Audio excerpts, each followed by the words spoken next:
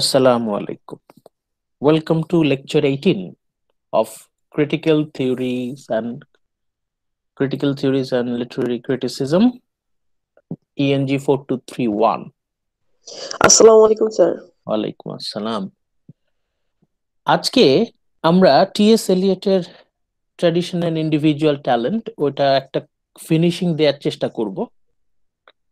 আমাদের মূল টার্গেটটা থাকবে যে টিএস এলিয়ট কি কথাগুলো বলতে চেয়েছেন ওগুলো যেন মোটামুটি আমরা পরিষ্কার করে বুঝতে পারি।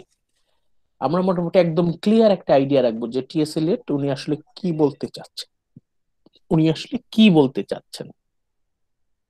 গত ক্লাসে আমাদের যেটা ফোকাস ছিল, মানে লেকচার 17-এ আমরা বোঝার চেষ্টা করেছি যে কেন টিএস এলিয়ট বারবার ট্র্যাডিশনের উপর গুরুত্ব দিচ্ছেন, যেটা আমরা মোটামুটি গত ক্লাসে সবাই একমত হয়েছি যে ট্র্যাডিশনটা গুরুত্বপূর্ণ।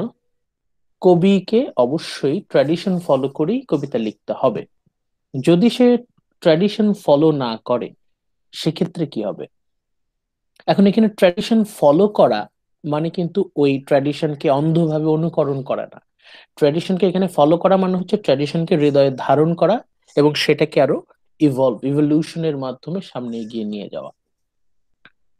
ফলো করা বলতে অনেকে বোঝে স্যার, যে ট্রেডিশনকে মানে মাথায় রেখে তার তার সাথে কিছু মডিফাই করা। হ্যাঁ হ্যাঁ হ্যাঁ হ্যাঁ, ওটাকে এনহান্স করা, ওটাকে আরো উন্নত করা। যদি কেউ ট্র্যাডিশনটাকে কেয়ার না করে তাহলে কি হবে? সেক্ষেত্রে কবি হয়তো এমন কিছু বানালেন যেটা অলরেডি বানানো আছে, রিডান্ডেন্ট, অতিরিক্ত।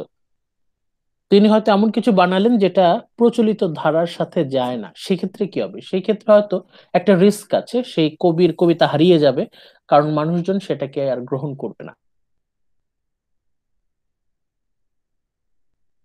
মানুষের মধ্যে একটা টেন্ডেন্সি আছে, তারা একটা ট্রেন্ড ফলো করতে চায়। একটা একটা সাধারণ মানুষের মধ্যে একটা টেন্ডেন্সি হচ্ছে তারা ট্রেন্ড ফলো করতে চায়। ট্রেন্ডটাকে যদি সাহিত্যিকরা ধরতে না পারে সেক্ষেত্রে বেশিরভাগ ক্ষেত্রে যেটা হয় সাহিত্যিকরা হারিয়ে যায়। ট্র্যাডিশন অনেকেই ফলো করতে চায় না, কারণ সবার ধারণা ট্র্যাডিশনকে ফলো করা মানেই হচ্ছে পুরাতন কবিদেরকে অনুকরণ করা, তাদেরকে অন্ধ অনুকরণ করা। কিন্তু এখানে টিএস এলিয়ট বলছেন যে বিষয়টা তা না। বিষয়টা হচ্ছে একটা মনোলিথিক স্ট্রাকচার, বলছে এটা একটা, আমরা সেটাতে কন্ট্রিবিউট করছি। আমরা যত বড় সাহিত্যিক হই না কেন, আমাদের তো মূল উদ্দেশ্য মানুষের ইতিহাস, মানুষের জন্য সাহিত্য রচনা করা। এখন মানুষের জন্য যে সাহিত্য রচনা করা হবে এটা তো একটা বডি, তাই না? একটা, এটা হচ্ছে এই আমরা একদম প্রাচীন কাল থেকে বর্তমান হয়ে ভবিষ্যতের দিকে যাচ্ছে, এটা একটা প্রবহমান নদীর মতো যদি আমরা ধরি। মানব জাতির জন্য লিটারেচার হচ্ছে একটা নদীর মতো। এখন আপনি একাই যদি একেবারে অন্যরকম কোনো কিছু তৈরি করেন সেক্ষেত্রে কি হবে? সেক্ষেত্রে সেটা হয় কোনো না কোনো ভাবে সেই প্রবাহের মধ্যে মিলিত করতে হবে, অথবা আপনি হারিয়ে যাবেন। লাস্ট ক্লাসে আমরা একটা কথা দিয়ে আমরা শেষ করেছিলাম, যেটা এখানে হাইলাইট করা আছে।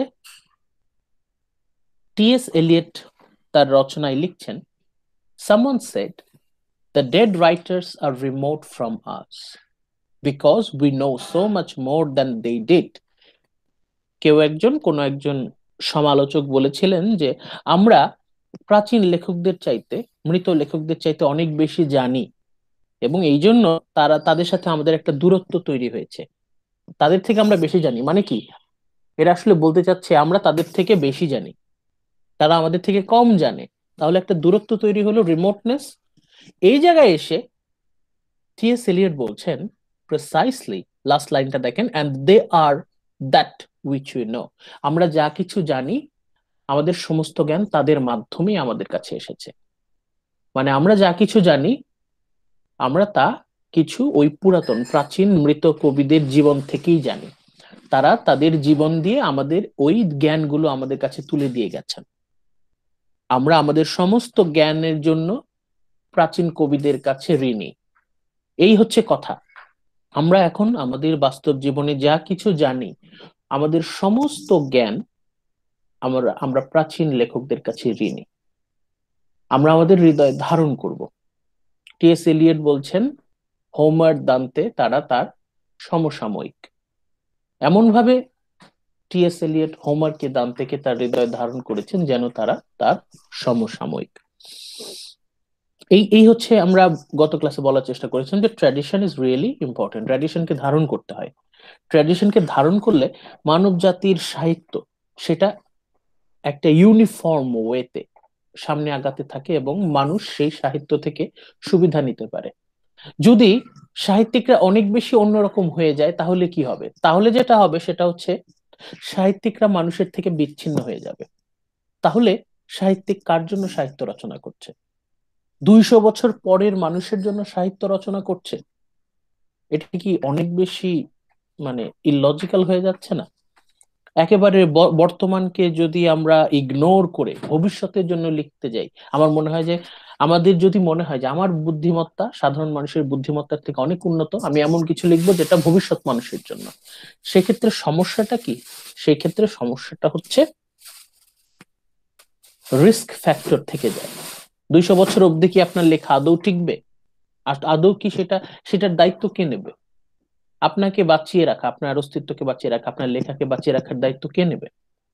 সেই ক্ষেত্রে সবচেয়ে ওয়াইজ হয়, সবচেয়ে বুদ্ধিমানের কাজ হচ্ছে ট্র্যাডিশনটাকেই ধারণ করে একটু একটু করে ইভলভ করানো চিন্তা ভাবনাগুলোকে, একেবারে র্যাডিক্যাল কোনো কিছু না আনা। যদিও আমরা উইলিয়াম ব্লেকের কথা এসেছে, উইলিয়াম ব্লেক তার সময় একেবারে অন্যরকম কিছু লিখেছিলেন এবং সেই জন্য সবাই তাকে তখন পাগল বলতো, কিন্তু তারপরেও তার লেখার মধ্যে কিন্তু কিছু কিছু ট্র্যাডিশনাল ছাপ কিন্তু ছিল। একটা মানুষ সে যতই বৈপ্লবিক হোক না কেন তার মধ্যে ট্র্যাডিশনের কিছু ছাপ কিন্তু পড়ে, এবং সেটা হচ্ছে এসেনশিয়াল। ভিক্টোরিয়ান পিরিয়ডে জেরার্ড ম্যানলি হপকিন্স উনি কবিতা লিখলেন। উনার কবিতা এতটাই অন্যরকম ছিল যে তার সময় তার জীবদ্দশায় তার কবিতা কেউ প্রকাশই করল না, কিন্তু মডার্ন পিরিয়ডে এসে উনি গুরুত্বপূর্ণ একজন কবি হয়ে উঠলেন। উনি তার সমসাময়িক থেকে আলাদা, কিন্তু উনি ট্র্যাডিশনকে ভবিষ্যতে নিয়ে গিয়েছিলেন এবং তার প্রচেষ্টাটা maybe was to advance, like William Blake, Manley হপকিন্সও মেবি ওয়াজ টু অ্যাডভান্স। আমরা ফিকশনের বেলায় একই কথা বলতে পারি এই জোসেফ কনরাডের বেলায়। জোসেফ কনরাড এত দ্রুত এত দ্রুত তার ওই এক্সপেরিমেন্টেশন অ্যাপ্লাই করেছিলেন যে এটা এটা অনেকেই ধরতে পারেননি। Gerard Manley sorry Joseph Conrad তার উপন্যাস বিক্রি হয়নি, মানুষজন সেটাকে অ্যাপ্রিসিয়েট করতে পারেনি, কারণ ওনার যে পরীক্ষা নিরীক্ষা এটা অনেকেই ধরতে পারেনি। Same goes to Virginia Woolf, James Joyce, তারা জীবদ্দশায় অতটা বেশি সাফল্য পাননি, কিন্তু তারা যেটা করেছেন তারা এই ট্র্যাডিশনটাকে ইভলিউশনের মাধ্যমে এগিয়ে নিয়ে গিয়েছেন। ট্র্যাডিশন ইজ ইম্পর্টেন্ট, এই কথাটাই টি.এস. এলিয়ট তার এসের প্রথম পয়েন্টে বলার চেষ্টা করছেন। আজকে আমরা আমাদের গত লেকচারের আগের লেকচার 16-এ ওই টার্লের অ্যানালিসিসে যে সামারি 3 স্লাইডটা ছিল, আপনাদের গত ক্লাসে বলেছিলাম এটা হচ্ছে আমাদের আজকের ফোকাসটা। আমি আবার সবাইকে একটা ইনভিটেশন দিই।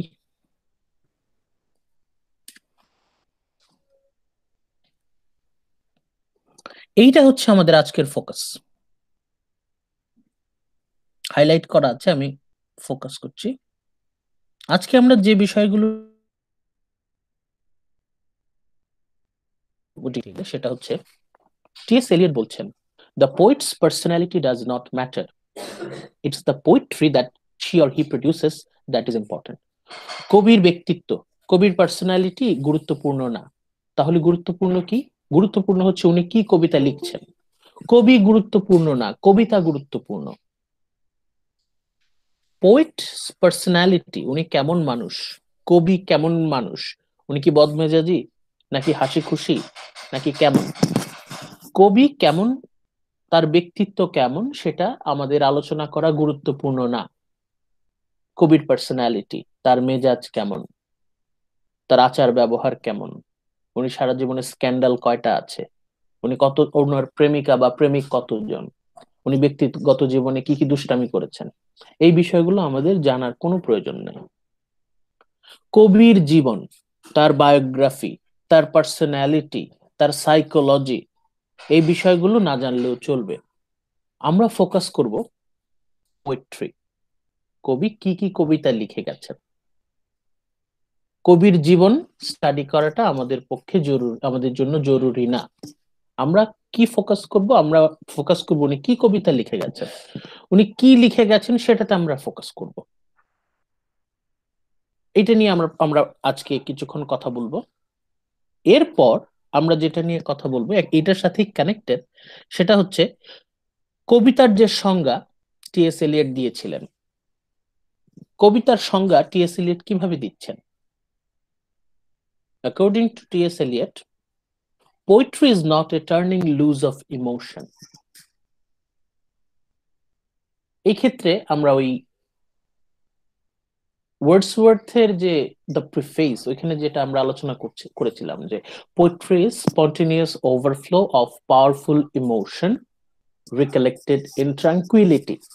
ওয়ার্ডসওয়ার্থ যে কথাটা বলছেন যে আমাদের আবেগ অনুভূতির স্বতঃস্ফূর্ত প্রবাহ, আবেগ অনুভূতির যে একদম ন্যাচারাল ফ্লো, স্বতঃস্ফূর্ত প্রবাহ, সেটাকে যদি আমরা রেকর্ড করি, ওইটাই হচ্ছে কবিতা। ওটা বলেছিলেন ওয়ার্ডসওয়ার্থ। এইখানে টি.এস. এলিয়ট ওইটাকে রিফিউট করছেন, ওটাকে বাতিল করে দিচ্ছেন। টি.এস. এলিয়ট ওয়ার্ডসওয়ার্থের যুক্তিটাকে, ওনার থিওরিটাকে বাতিল করে দিচ্ছেন। টি.এস. এলিয়ট কি বলছেন?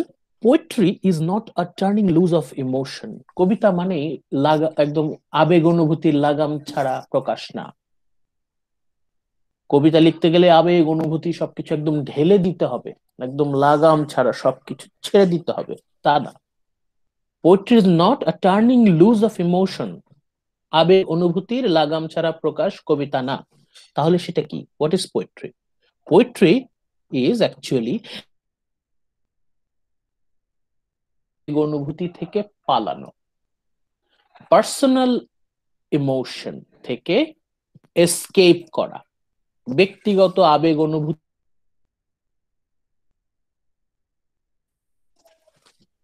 It is not the expression of personality. অনেকে কবিতা বলতে যেটা ভুল করেন সেটা হচ্ছে কবির যে পার্সোনালিটি, যিনি কবিতা লিখছেন তার যে পার্সোনালিটি, সেইটাকে পুরোপুরি কবিতার মাধ্যমে প্রকাশ করার চেষ্টা করছে। মানে যে যেরকম ব্যক্তি, যে যেরকম পার্সোনালিটি, তার কবিতা হবে সেটারই প্রতিচ্ছবি। না,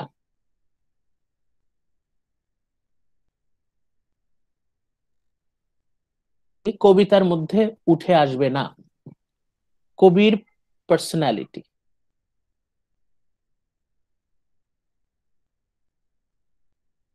কবিতা হচ্ছে অ্যান এসকেপ ফ্রম পার্সোনালিটি, নিজস্ব ব্যক্তিত্ব থেকে পালানো। মানে আপনার যেটা পার্সোনালিটি, আপনি সেই পার্সোনালিটি থেকে এসকেপ করবেন। তার মানে কথাগুলো কেমন দাঁড়াচ্ছে?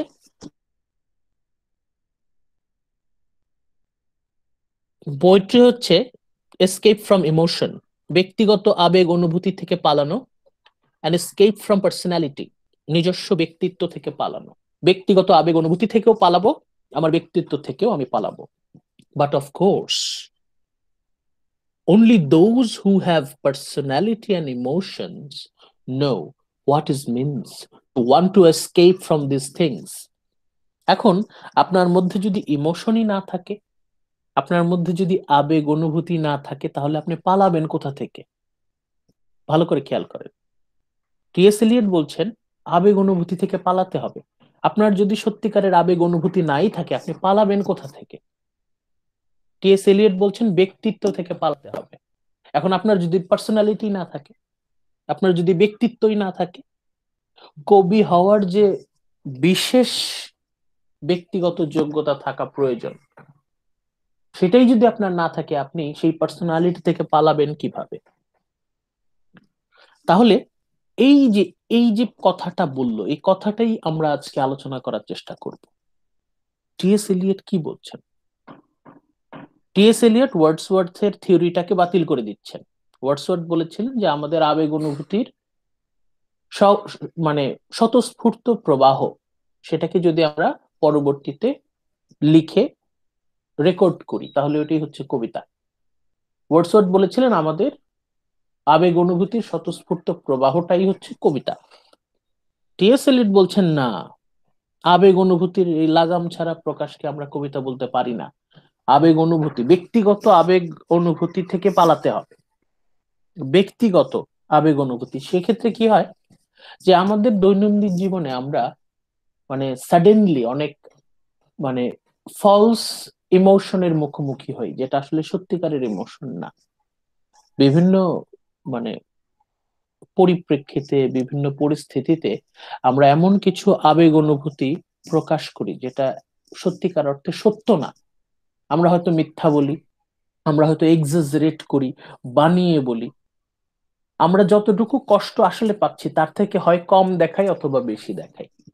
এটা হচ্ছে ইনস্ট্যান্টলি, এটা হচ্ছে আমাদের থাকে। আমরা আমাদের এই ইমোশনের দিক থেকে সততাটা কিন্তু রক্ষা করতে পারি না। আপনি নিজেকে করেন, জিজ্ঞেস করেন, আপনি নিজেকে জিজ্ঞেস করেন, আপনি আপনার যখন মন খারাপ হয়, আপনি যখন কষ্ট পান, তখন কি আপনার কষ্টটাকে কি আপনি পুরো অনেস্টলি, একদম সিনসিয়ারলি প্রকাশ করতে পারেন? দেখবেন ইনস্ট্যান্টলি হয় আপনি বেশি রিয়াক্ট করছেন অথবা কম রিয়াক্ট করছেন। মানে আপনার ইমোশনটা অ্যাকচুয়ালি সবসময় ট্রুথফুল থাকে না, সবসময় সিনসিয়ার থাকে না। হয় হয় আপনি বেশি বেশি বলে ফেলেন অথবা কম কম বলে ফেলেন। সেই ক্ষেত্রে প্রবলেমটা কি? প্রবলেমটা হচ্ছে আপনার ইমোশনটা ওই ক্ষেত্রে ফলস, ফলস ইমোশন। ওইটাই যদি আপনি এখন লিখে ফেলেন তাহলে আপনি ভুল লিখছেন, মিথ্যা লিখছেন। আমাদেরকে আমাদের আবেগ অনুভূতি থেকে পালাতে হবে, তার মানে হচ্ছে ফলস ইমোশন থেকে পালাতে হবে।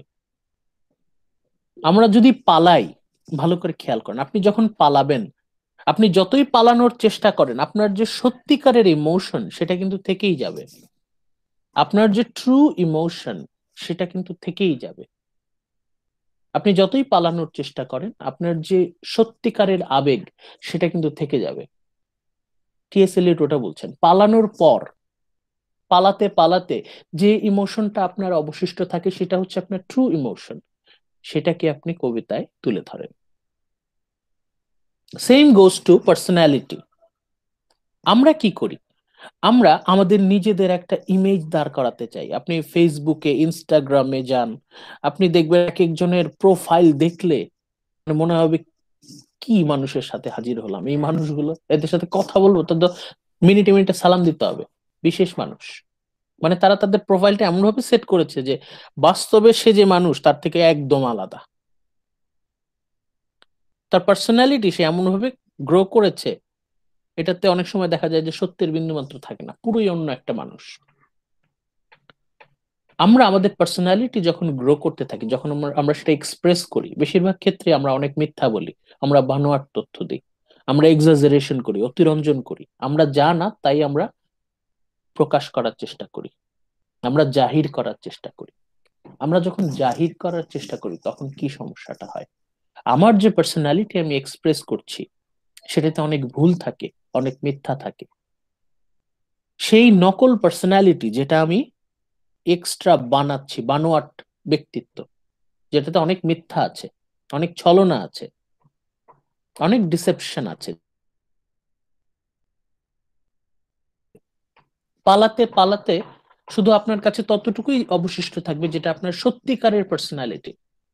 আপনি যদি আপনার পার্সোনালিটি থেকে পালাতে পারেন, সেই ক্ষেত্রে আপনি বুঝতে পারবেন যে কোনটা আপনার অ্যাকচুয়াল পার্সোনালিটি।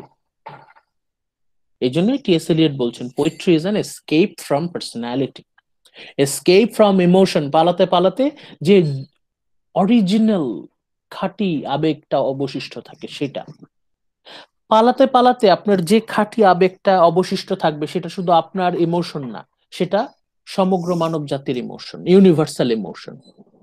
কারণ সেটা সত্য। যেটা সত্য ইমোশন সেটা শুধু আপনার না, এটা সবার। পালাতে পালাতে আপনার যে ব্যক্তিত্বটাকে অবশিষ্ট থাকে সেটা শুধু আপনার ব্যক্তিত্ব নয়, সেটা সমগ্র মানব জাতির ব্যক্তিত্ব। তাহলে আপনি কবিতার মাধ্যমে যদি অরিজিনাল ইমোশন, অরিজিনাল পার্সোনালিটি তুলে ধরতে পারেন, সেটা আসলে আপনার একার ইমোশন, একার পার্সোনালিটি না, সেটা হচ্ছে সমগ্র মানব জাতির emotion, every man, universal emotion, universal personality. এই কথাটাই টি.এস. এলিয়ট তার থিওরির মাধ্যমে আমাদেরকে বলতে চাচ্ছে। ক্লিয়ার এইটুকু? কোনো প্রশ্ন আছে? এটাই আমরা পরবর্তীতে বলেছিলাম যে this is a direct riposte to William Wordsworth statement. William ওয়ার্ডসওয়ার্থের যে থিওরিটা ছিল, দ্য প্রিফেসে আমরা পড়েছি, poetry is the spontaneous overflow of powerful feelings.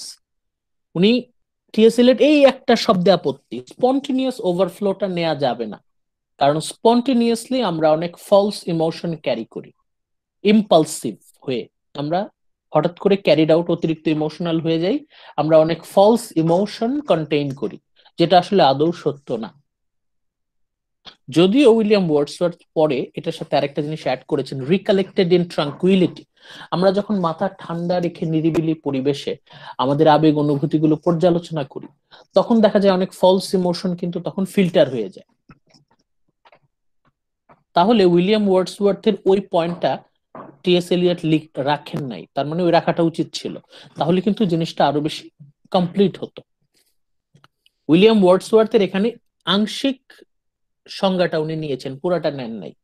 পুরোটা নিলে হয়তো আমরা টি.এস. এলিয়টের মতামতের সাথে উইলিয়াম ওয়ার্ডসওয়ার্থের একটা কানেকশন আমরা পারতাম করতে। মানে উইলিয়াম ওয়ার্ডসওয়ার্থ যা বলতে চেয়েছিলেন, টি.এস. এলিয়ট অনেকটা একই কথা বলছেন, একটু অন্যভাবে বলছেন। উইলিয়াম ওয়ার্ডসওয়ার্থের পুরো সংজ্ঞাটা উনি নেননি, পুরোটা যদি নিতেন তাহলে কিন্তু আমরা কানেকশন করতে পারতাম। এলিয়ট তাকে বরাবরই নিজেকে অ্যান্টি রোমান্টিক হিসেবে সবসময় দাবি করেছেন। Eliot sets himself apart from such a romantic notion of poetry. মানে উনি অ্যান্টি রোমান্টিক। রোমান্টিকরা কবিতাকে যেভাবে দেখেছেন, আবেগ অনুভূতির স্বতঃস্ফূর্ত প্রকাশ, একদম র এক্সপ্রেশন, পার্সোনালিটি, ইন্ডিভিজুয়ালিটি পড়েছি, আইডিয়ালিজম, ইমাজিনেশন, এই এগুলোর একদম স্বতঃস্ফূর্ত প্রকৃত প্রকাশ। এখন এটা করতে গিয়ে অনেক সময় যেটা টি.এস. এলিয়ট বলছেন, যে আমরা যদি কবিতায় এগুলো একদম কোন রকম ফিল্টারিং ছাড়া যা মনে আসছে তাই যদি লিখে দিই, তাহলে আমরা অনেক সময় অনেক ভুল, অনেক মিথ্যা ইমোশন আমরা কবিতার মাধ্যমে তুলে ধরি, যেটা আসলে ঠিক না, যেটা টি.এস. এলিয়ট বলছেন। মানে আমাদেরকে এই ফলস ইমোশন থেকে, ফলস পার্সোনালিটি থেকে আমাদেরকে পালাতে হবে। এরপর আমরা যেটা বলেছিলাম ওই কথাটাই আবার, poet's personality does not matter. একজন কবির ব্যক্তিগত চরিত্র, ব্যক্তিগত আচার ব্যবহার, সেটা গুরুত্বপূর্ণ না। Only how their work respond to and fits into specific tradition. কিভাবে তাদের সৃষ্টিকর্ম, তাদের লেখা কবিতা, গল্প, উপন্যাস, কিভাবে সেটা লিটারেরি ট্র্যাডিশনে ইনক্লুডেড হচ্ছে, সেটা আমাদের দেখার বিষয়। কিভাবে ওনারা কবিতা লিখছেন এবং তাদের কবিতার মাধ্যমে সমগ্র মানব সাহিত্য, ইউনিভার্সাল লিটারেচার কিভাবে সমৃদ্ধ হচ্ছে, সেটা আমাদের লক্ষ্য রাখতে হবে।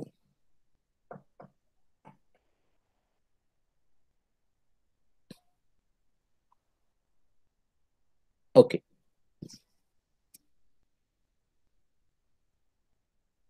আজকে অ্যাটেন্ডেন্স একটু কম দেখা যাচ্ছে, কারো কি প্রবলেম হচ্ছে কিনা? যদি কারো ঢুকতে প্রবলেম হয় জানাবেন।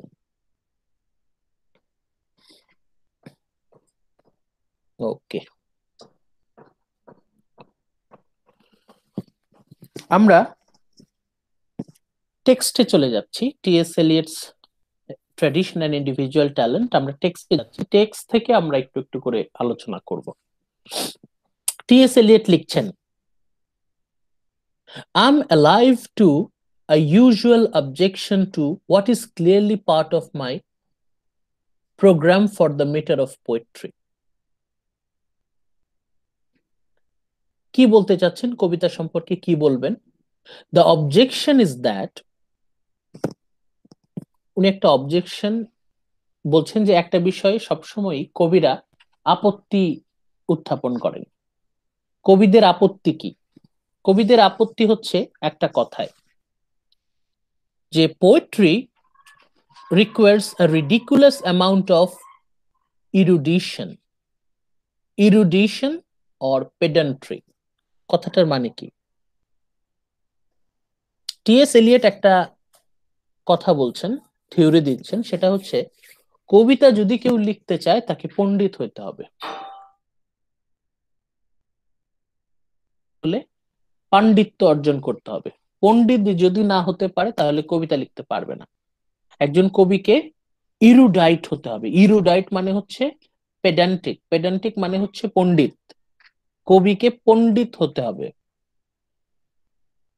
এই কথাটায় বেশিরভাগ সমসাময়িক কবিরা আপত্তি তোলেন তাদের কথা হচ্ছে এটা কেমন কথা কবিতা লিখতে হলে পণ্ডিত হইতে হবে এটা কোনো কথা হইলো কবিরা হচ্ছে তারা তাদের আবেগ অনুভূতি প্রকাশ করবে তারা ছন্দে ছন্দে লিখবে তারা সুন্দরীর প্রকাশ করবে তারা সুন্দরকে উপাসনা করবে কবিতার মাধ্যমে তাহলে এইটা কেমন কথা টিএস এলিয়টের এই কথাটাতে তারা অবজেকশন জানালেন যে এটা তো আসলে যৌক্তিক কথা হলো না না তারা এটা মেনে নিতে পারলো না যে কবি হতে হলে এরুডাইট হতে হবে পণ্ডিত হতে হবে এটা তো কোনো কথা না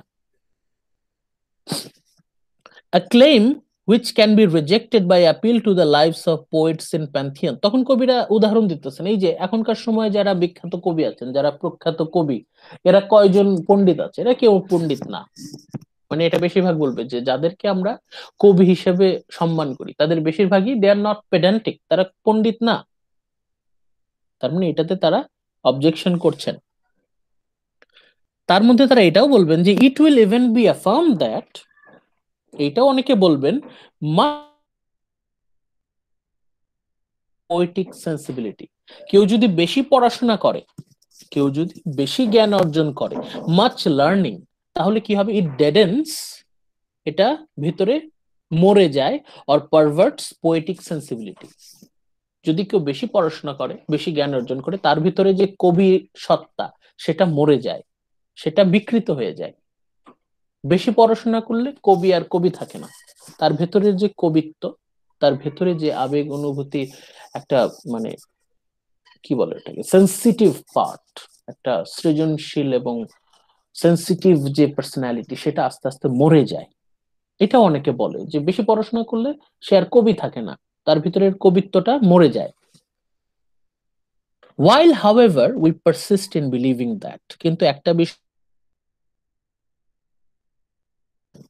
অন্য মানুষরা সবাই যাই বলুক না কেন তারা আমার থিওরির যতই বিরুদ্ধে কথা বলুক না কেন টিএস এলিয়ট কি বলছেন a poet ought to know একজন পোয়েটের জানা উচিত অট টু মানে হচ্ছে করা উচিত অট টু নো মানে হচ্ছে জানা উচিত একজন কবির জানা উচিত as much as will not encroach upon his necessary receptivity and necessary laziness সুন্দর কথা একজন কবির অন্তত এতটুকু পরিমাণ জ্ঞান অর্জন করা উচিত এতটুকু পাণ্ডিত্য অর্জন করা উচিত যাতে তার কবি মন যাতে তার কবিত্ব ক্ষতিগ্রস্ত না হয় এবং তার নেসেসারি লেজিনেস একজন কবি মানে কিন্তু অলস দেখবেন অনেকেই বলে যে যারা কবিতা লেখে তারা হচ্ছে ম্যাক্সিমামই অলস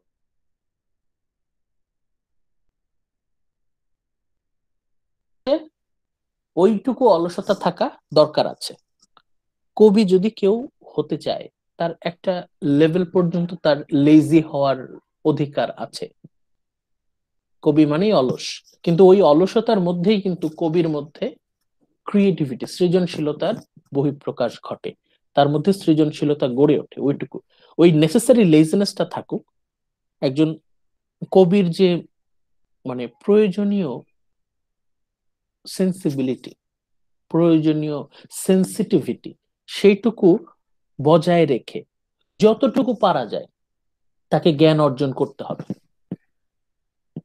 মানে একজন কবির একটা নির্দিষ্ট পরিমাণ জ্ঞান অর্জন করা জরুরি অ্যাজ মাচ অ্যাজ যতটুকু হলে তার ব্যক্তিত্ব তার যে ন্যাচারাল পার্সোনালিটি সেটা যেন চেঞ্জ না হয়ে যায় এই কথার মাধ্যমে টিএস এলিয়ট বলতে চাচ্ছেন যে একজন কবি সে যতটুকু পারে তার জ্ঞান অর্জন করাটা জরুরি যতটুকু পারে তার পক্ষে যতটুকু সম্ভব কবির পক্ষে যতটুকু সম্ভব সে একদম সিনসিয়ারলি চেষ্টা করবে তার পক্ষে যতটুকু জ্ঞান অর্জন করা সম্ভব, তার সৃজনশীলতাটাকে বজায় রেখে, তার সাধারণ জীবনযাপন লাইফস্টাইলকে বজায় রেখে, একটা স্ট্যান্ডার্ড লাইফস্টাইল যেটা সে লিড করে, তার যে ব্যক্তিগত জীবনধারা সেটাকে বজায় রেখে, তার ব্যক্তিত্বকে বজায় রেখে তার পক্ষে যতটুকু জ্ঞান অর্জন করা সম্ভব।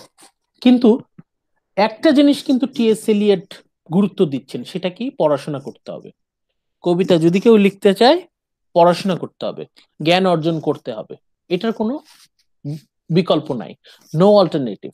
পড়াশোনা করতে হবে, কবি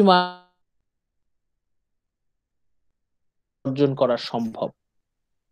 এখন আপনি বলেন তো কেন এই কথা বলছে? ট্র্যাডিশনের সাথে দেখি কানেকশন করান তো।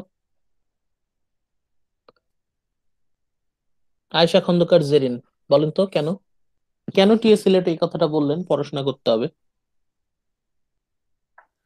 মবিনা, ট্রাই করেন তো। আইভি, ট্রাই করেন। এই আনসারটা যদি দিতে পারেন বোনাস মার্ক দেব 0.5। স্যার ট্রেডিশনকে স্যার ট্রেডিশন নিয়ে সামনের দিকে এগিয়ে যেতে হবে, মানে মডিফাই করতে হবে, তাহলে তো স্যার আগের কবিরা মানে কি বলে গেছে ওই সম্পর্কে সবাই জানতে পারবে। আর লেখাটা হ্যাঁ, আচ্ছা, অনেকজন যারা যারা মানুষের। যারা যারা মাইক্রোফোনের সমস্যা তারা ওই করেন, এই চ্যাট বক্সে টেক্সট করে দেন, আমি পড়ে নিব। আচ্ছা হাইভি, আপনি ঠিক পথে আছেন। এখন আপনি এটার সাথে কানেক্ট করেন যে টি.এস. এলিয়ট বললেন যে পড়াশোনা করতে হবে, কবিতা যদি কেউ লিখতে চায় পড়াশোনা করতে হবে। এখন ট্র্যাডিশনের সাথে এটা কিভাবে আপনি কানেক্ট করবেন? স্যার এই জন্যই তো, যাতে মানে পরবর্তীতে যারা কবিতা লিখবে হ্যাঁ, তারা সম্পর্কে যদি ধারণা থাকে, তাদের লেখাতে তো ট্রেডিশন সম্পর্কে পরে যারা পড়বে কবিতাগুলো তারা জানতে পারবে না যে মানে হ্যাঁ, হ্যাঁ। মূল অরিজিনটা কি, কোন জায়গা থেকে এসেছে এই সম্পর্কে তো আচ্ছা, আচ্ছা। তাহলে জানতে হ্যাঁ, পারবে না। আর ট্রেডিশনটাকে তো ধরে রেখেই সামনের দিকে আমাদের এগিয়ে যেতে হবে, এই জন্য হ্যাঁ। পড়াশোনা করতে বলা হয়েছে যে আচ্ছা। আগে ট্রেডিশনাল সাহিত্যিকরা ক্রিটিকরা কি লিখে গেছে, কি বুঝাইতে চাইছে তারা। হ্যাঁ, মবিনা বলেন, হাত তুললেন। আমি যদি নতুন কিছু একটা লিখতে স্যার চাই আমি তাহলে কি ঠিক আমাকে হ্যাঁ, বলছি? অবশ্যই হ্যাঁ, পড়াশোনা করতে হবে। কারণ আমি নতুন কিছু একটা উদ্ভব করতে যাচ্ছি, সেটা যদি কেউ আগে লিখে থাকে হ্যাঁ, হ্যাঁ, তাহলে তো হ্যাঁ, এটা আমার না জানা হয়ে গেল, যে আমি না জেনে একটা নতুন কিছু নিয়ে নাচানাচি করতেছি, যে আমি নতুন কিছু উদ্ভব করছি, কিন্তু আমি এটা জানলাম না যে আমার আগে কেউ একজন এটা লিখে হ্যাঁ, ফেলেছে। হ্যাঁ, তো ওই এই জানার জন্য জন্যই আমাকে আমাদের কি অবশ্যই করতে হবে? পড়াশোনা করতে হবে অবশ্যই। হ্যাঁ, হ্যাঁ, সেটাই। ওই যে ট্রেডিশন আমরা গুলোকে গত আমাদের ক্লাসে বললাম না। হ্যাঁ, হ্যাঁ, থ্যাংক ইউ, ভেরি গুড, দুজনেকেই thank you. Ivy, Mobina, good, very good. আচ্ছা, এখন বিষয়টা হচ্ছে অলরেডি তো চাকা আবিষ্কার হয়ে গেছে, আপনি কেন আবার চাকা আবিষ্কার করবেন? অলরেডি অনেক কিছু আবিষ্কার হয়ে গেছে, এখন আপনি পুরাতন জিনিস যদি আবিষ্কার করতে থাকে তাহলে আপনি সময় নষ্ট, তাই না? আপনাকে ওইটুকু জ্ঞান অর্জন করতে হবে যে বর্তমানের পরিস্থিতিটা কি, বর্তমানের পরিস্থিতি কি, কি কি আবিষ্কার হয়নি, কি কি চিন্তা ভাবনা মানুষ করেনি, কোন কোন চিন্তা ভাবনা মানুষ করেনি, সেই জ্ঞানটা অর্জন করতে হবে। কন্টেম্পোরারি নলেজ, কন্টেম্পোরারি নলেজটা থাকা জরুরি। এতে কি হবে? এতে পারবেন নতুন কিছু, ওইটা আবার প্রবাহের সাথে থাকতে হবে। এই যে ট্র্যাডিশনটাকে এগিয়ে নিয়ে যাও, এটা হচ্ছে দায়িত্ব মানব। এগিয়ে যদি আপনি নিতে চান আপনাকে ট্র্যাডিশন সম্পর্কে জানতে হবে। ট্র্যাডিশন শব্দটা আপনি কিভাবে জানবেন? ইতিহাস পড়ার মাধ্যমে। ইতিহাসকে পড়ার মাধ্যমে, ইতিহাসকে স্টাডি করার মাধ্যমেই কিন্তু আপনি ট্র্যাডিশনকে জানতে পারবেন। ইতিহাস জানতে হবে, ইতিহাস না জানলে আপনি ঐতিহ্য সম্পর্কে জানতে পারবেন না। ইতিহাসকে জানতে হইলে আপনাকে একটা নির্দিষ্ট পরিমাণ পড়াশোনা থাকতে হবে। সাহিত্য যদি কেউ রচনা করতে চায় তাকে কিন্তু ইতিহাস, ঐতিহ্য সম্পর্কে একটা ওভারঅল স্ট্যান্ডার্ড আইডিয়া থাকতে হবে, না হলে কিন্তু হবে না। সেটাই টিএস এলিয়ট বারবার বলছেন, পণ্ডিত না হলেও কিছুটা পাণ্ডিত্য অর্জন করতে হবে। এখন আমরা একটা উদাহরণে যাই, একটা উদাহরণ দিচ্ছেন টিএস এলিয়ট, একটা বেশ ভালো একটা উদাহরণ দিচ্ছেন। সেটা কি? সাম ক্যান অ্যাবজর্ব নলেজ। কেউ কেউ মানে একদম ন্যাচারালি জ্ঞান অর্জন করতে পারে। মানে ওই ফোম যেমন পানি শুষে নেয়, টিস্যু যেমন পানি শুষে নেয়, ব্লটিং পেপার যেমন পানি শুষে নেয় একদম naturally, some can absorb knowledge. অনেকে আছে তাদের এই ট্যালেন্টটা আছে, তারা খুব সহজেই জ্ঞান অর্জন করতে পারে। কিন্তু কিছু কিছু আছে, the more টার্ডি must sweat for it. কিন্তু এই জ্ঞান অর্জন কারো কাছে অনেক কঠিন। কেউ কেউ খুব সহজেই জ্ঞান অর্জন করতে পারে, আর কেউ কেউ তার জ্ঞান অর্জন করতে হলে খুব পরিশ্রম করতে হয়, মাথার ঘাম পায়ে ফেলতে হয়। এটা হচ্ছে ডিপেন্ড করে কে, এটা আসলে নির্ভর করে কে করছে তার উপরে। এখানে শেক্সপিয়ারের উদাহরণ দিচ্ছেন টিএস এলিয়ট। শেক্সপিয়ার, আমাদের উইলিয়াম শেক্সপিয়ার, আমাদের প্রিয় নাট্যকার এবং কবি শেক্সপিয়ার, উনি কি করেছিলেন? Shakespeare acquired more essential history from Plutarch. Shakespeare সে কিন্তু ইতিহাস নিয়ে রীতিমতো পড়াশোনা করেছেন। শেক্সপিয়ারের নাটক কবিতা পড়লে আপনারা বুঝতে পারবেন যে ওনার পড়াশোনা কত ছিল, যদিও উনি ট্র্যাডিশনাল শিক্ষায় শিক্ষিত ছিলেন না, উনি কিন্তু ইউনিভার্সিটি গ্রাজুয়েট ওইভাবে ছিলেন না, কিন্তু উনি ব্যক্তিগতভাবে কাজী নজরুল ইসলাম, কাজী নজরুল ইসলাম উনি নিজের চেষ্টায় মানে সাহিত্য, ইতিহাস, ধর্ম, এমন কোনো বিষয় নাই তিনি পড়াশোনা করেন নাই। সাহিত্য, ধর্ম, দর্শন নিজে নিজে পড়াশোনা করেছেন। কোনো ইউনিভার্সিটির ডিগ্রি তার ছিল না, কিন্তু তিনি নিজে নিজে যা পড়েছেন অন্যরা অনেকেই তারা ধারে কাছেই যেতে পারে নাই। কাজী নজরুল ইসলাম মানে আমাদের সাহিত্যের কবিদের দিয়েও আপনারা মানে চিন্তা করেন যে তারা একা একা স্বশিক্ষিত। শেক্সপিয়ারও একজন স্বশিক্ষিত। Shakespeare acquired more essential history, দেখেন কি বলছে, এসেনশিয়াল হিস্টোরি, যে ইতিহাসটা জানা প্রয়োজন, এসেনশিয়াল, অপরিহার্য, তিনি প্লুটার্কের হিস্ট্রি থেকে স্টাডি করেছেন। এবং শেক্সপিয়ার তার ইতিহাস সম্পর্কে এত চমৎকার ধারণা ছিল, এত পরিষ্কার ধারণা ছিল, than most men could from the whole British Museum. অন্যরা যারা জাদুঘর ঘুরে, লাইব্রেরি স্টাডি করে, দিন রাত পড়ে তারা ইতিহাস সম্পর্কে যা জানবে, শেক্সপিয়ার তাদের থেকে অনেক ভালোভাবে ইতিহাসকে জেনেছেন। কারণ শেক্সপিয়ারের মধ্যে সেই স্পার্কটা ছিল, ওনার মধ্যে সেই জ্ঞানটাকে শুষে নেয়ার মতো, অ্যাবজর্ব করার মতো একটা স্পেশাল ট্যালেন্ট ছিল। শেক্সপিয়ারের সাহিত্যকর্ম এতটা সমৃদ্ধ হতো না যদি না তিনি ইতিহাসকে তার ভেতরে ধারণ করতেন, ঐতিহ্যকে তার ভেতরে ধারণ করতেন। শেক্সপিয়ার কেন এত ফেমাস হয়েছিলেন, উনি কেন এত লাকি? আপনারা একটু যদি মাথা ঠান্ডা করে চিন্তা করেন যে শেক্সপিয়ার উনি কেন এত সাকসেসফুল ছিলেন, এত সাফল্য তিনি কিভাবে পেলেন? কারণ শেক্সপিয়ার উনি খুব ভালো করে তার ইতিহাস এবং ঐতিহ্যকে ধারণ করেছেন তার ভেতরে, এবং তিনি গাইড করেছেন, লিটারেরি লিডার, একজন সাহিত্যের একজন নেতৃস্থানীয় হয়ে উনি ঐতিহ্যকে সামনে এগিয়ে নিয়ে গেছেন। সবাই তার সাহিত্য, তার রচিত সাহিত্যকে মানে লুফে নিয়েছে হটকেকের মতো।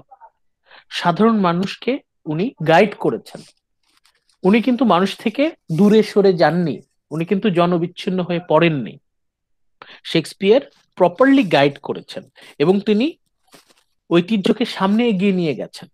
এই হচ্ছে বিষয়, সবাইকে সাথে নিয়ে এগোতে হবে। আপনি যদি একা অনেক বেশি সামনে চলে যান তাহলে there is a risk, আপনি যে ঠিক পথে আছেন, আপনি যদি অনেক বেশি সামনে চলে যান, এটা আপনি মানে নিজেকে সবসময় চিন্তা করবেন। আপনি ধরেন রাস্তা দিয়ে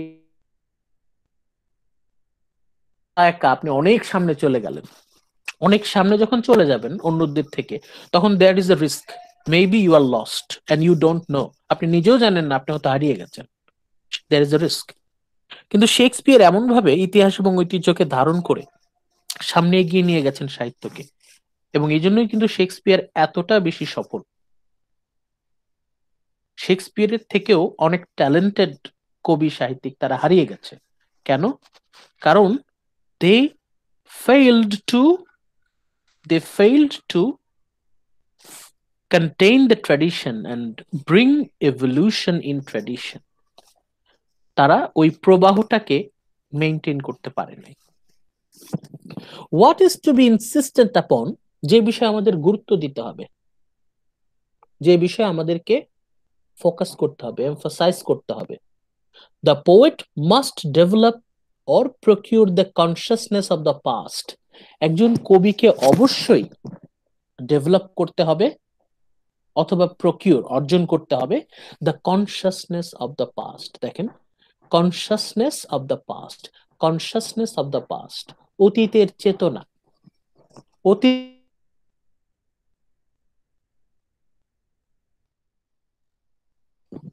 অতীতের চেতনাকে নিয়ে বসে থাকলে তো হবে না, অতীতের চেতনাকে অর্জন করতে হবে, সেটাকে ডেভেলপ করতে হবে। শেক্সপিয়ার সেই ব্যাপারে সচেতন ছিলেন, সফল হয়েছেন। অতীতের চেতনা, কনসিয়াসনেস অফ দ্য পাস্ট, সেটাকে প্রকিউর করতে হবে, অ্যাবজর্ব করতে হবে, যে এখন অবস্থাটা কি, এখন পরিস্থিতিটা কি। এই হচ্ছে পরিস্থিতি। সবাই কিন্তু মানে most of the people they live in past, তারা কিন্তু অতীতেই থাকে। সাহিত্যকে ভবিষ্যতের দিকে নিয়ে যাওয়া। এখন আপনি মানুষকে ভবিষ্যতে গাইড করতে পারবেন না যদি আপনি অতীত সম্পর্কে জানেন। অতীতই হচ্ছে বর্তমান, বেশিরভাগ মানুষের ক্ষেত্রে অতীতই হচ্ছে বর্তমান। Consciousness of past is present at present. বর্তমানে কিন্তু বর্তমানটা কিন্তু অতীতের উপর ভিত্তি করেই গড়ে ওঠে। কনসিয়াসনেস অফ পাস্ট আপনাকে এটাকে অর্জন করতে হবে, তারপর আপনি ওটাকে ডেভেলপ করেন, ভবিষ্যতে নিয়ে যান। তাহলে আমরা গত লেকচারের সাথে এটা কানেক্ট করতে পারি যে ট্র্যাডিশনটা অর্জন করা জরুরি। ট্র্যাডিশন যদি কেউ ধারণ না করতে পারে তাহলে কিন্তু সে মানুষের যে মানে মন, পাবলিকের যে টেস্ট, মানুষ কবিতা কার জন্য লিখে? মানুষের জন্য লিখে না।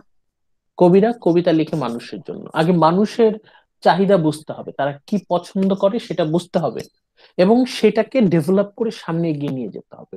এখন আপনি যদি বলেন ধুর আমি কবিতা লিখবো আমার মন মতো, মানুষের পছন্দ বিবেচনা করার সময় আমার নাই, আমি আমার ক্রিয়েটিভিটি অনুযায়ী লিখবো, তার মানে আপনি কিন্তু মানুষের জন্য কবিতা লিখছেন না। এইটুকু যদি আপনি এখন ধরে নিয়ে বসে থাকেন আপনি মানুষের জন্য কবিতা লিখছেন না, এবং মানুষ আপনার টাকা দিয়ে আপনার কবিতা কিনবে, মানুষ আপনাকে মাথায় তুলে নাচবে, সেটা তো অবাস্তব চিন্তা। আপনাকে আগে মানুষের টেস্টটা বুঝতে হবে, যে মানুষ কি পছন্দ করে, তারপর সেটাকে ধীরে ধীরে নিয়ে এগোতে হবে, সবাইকে নিয়ে ভবিষ্যতের দিকে যেতে হবে। আপনি কাউকে পিছনে ফেলে বলছেন যে অনেক বেশি সামনে এগিয়ে যাওয়া যাবে না, সবাইকে নিয়ে আস্তে আস্তে সামনে যেতে হবে। আপনি যদি একা একা সামনে চলে যান তাহলে সেই ক্ষেত্রে অনেক বেশি সামনে চলে গেলে ওটা কিন্তু মানবতার উপকার হবে না, আলটিমেটলি আপনি কিন্তু কন্ট্রিবিউট করতে পারলেন না। এই কথাটাই টি.এস. এলিয়ট বলছেন। কন্টিনিউ টু ডেভেলপ দিস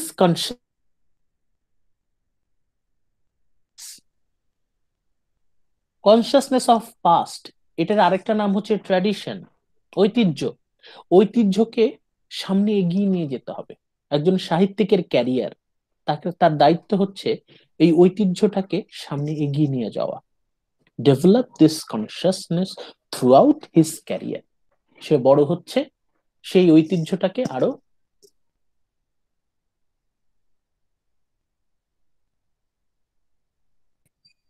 এই জায়গায় গিয়ে সবাই ভুলটা বোঝে। ট্র্যাডিশনাল হওয়া মানে মানুষ বোঝে হচ্ছে অতীতটাকেই ফলো করা, মানে ওইটাকেই অনুকরণ করা অন্ধভাবে। কিন্তু ট্র্যাডিশনাল হওয়া মানে অ্যাকচুয়ালি ট্র্যাডিশন একটা দাঁড়ায় গেছে ওইটাই ফলো করতে হবে তা না, বরং ট্র্যাডিশনটাকে আরো এনরিচ করতে হবে, ডেভেলপ করতে হবে। এই পর্যন্ত আর কোনো কোয়েশ্চেন আছে আপনাদের? কোনো কোয়েশ্চেন আছে? আমরা যেটা বলতে চাচ্ছি, নো আমরা যেটা বলতে চাচ্ছি সেটা হচ্ছে মানব জাতির যে সাহিত্য, এটা একটা নদীর মতো, একটা নদী। আমরা সবাই যারা কবিতে কন্ট্রিবিউট করছি। এখন আপনি একাই যদি স্রোতের বিরুদ্ধে যান, তাহলে আপনারই ক্ষতি, আপনি তেমন কোনো পজিটিভ কন্ট্রিবিউট করতে পারবেন না।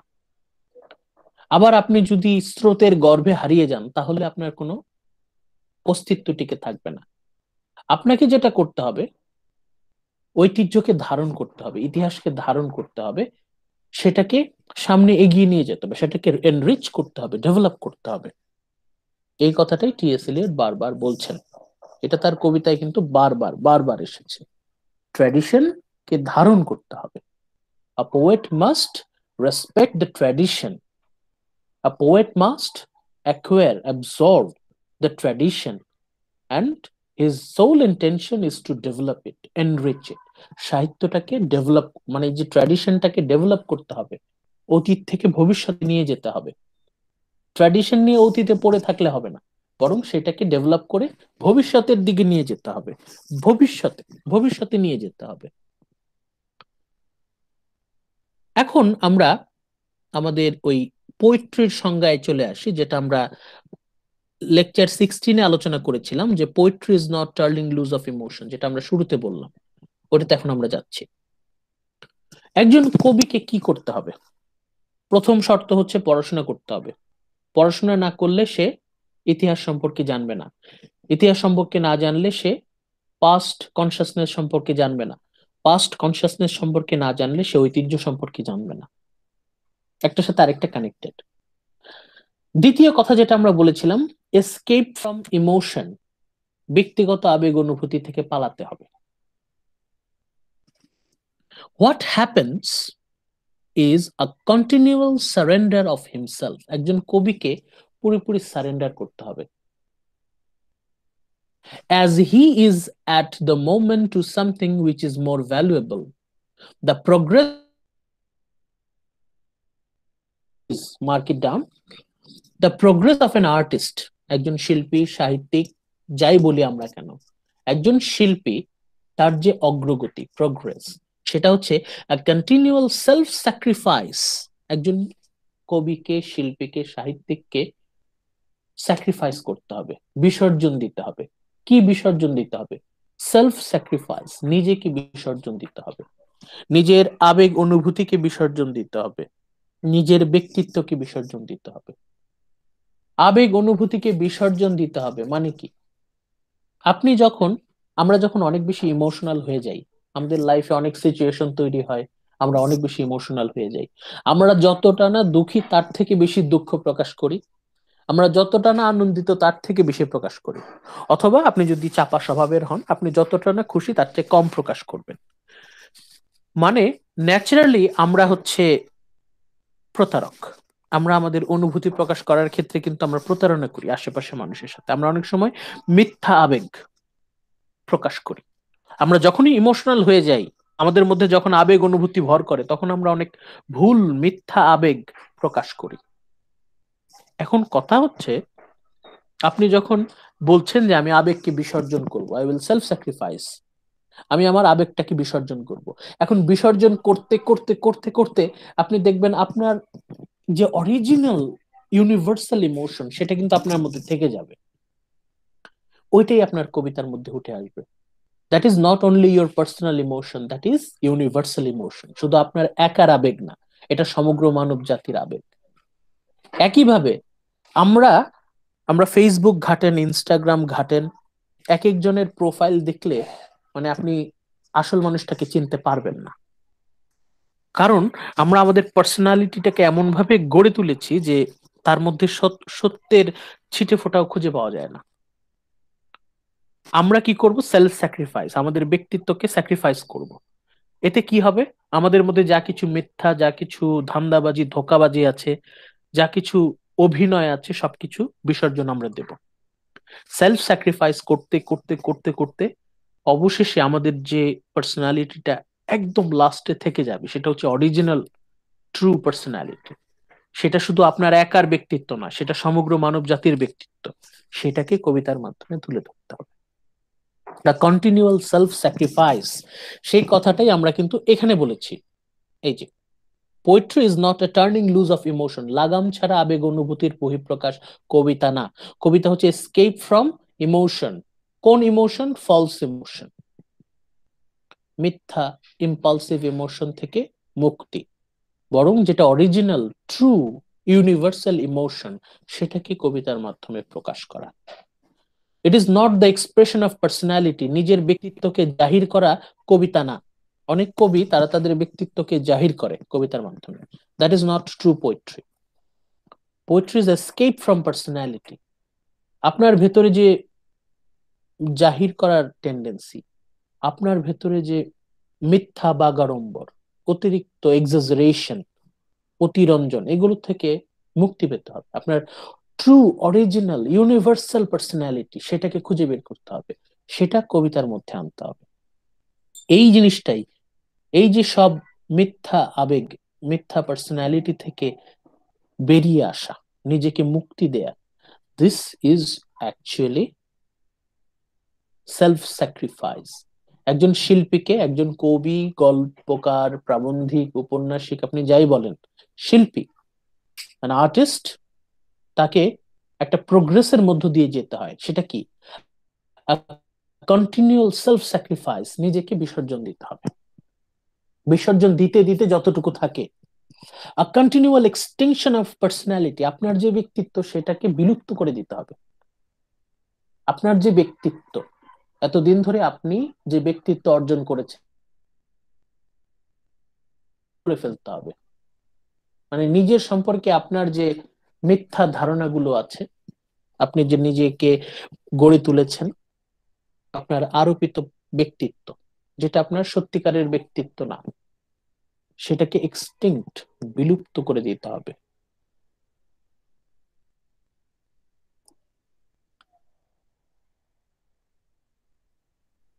এখন there remains to define this process of depersonalization.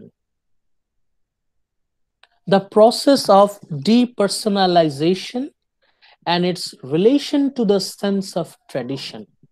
এখন এই যে আপনি ডিপার্সোনালাইজেশনের মধ্য দিয়ে যাবেন, আপনার মধ্যে যে মিথ্যা অস্তিত্ব, সেটাকে আপনি মুছে ফেলে আপনি যে এগিয়ে যাবেন, আপনি আপনার মধ্যে যে ইউনিভার্সাল ইমোশন, ইউনিভার্সাল পার্সোনালিটি গুলো গ্রো করবেন, এটা কিন্তু ট্র্যাডিশনের সাথে কানেক্টেড।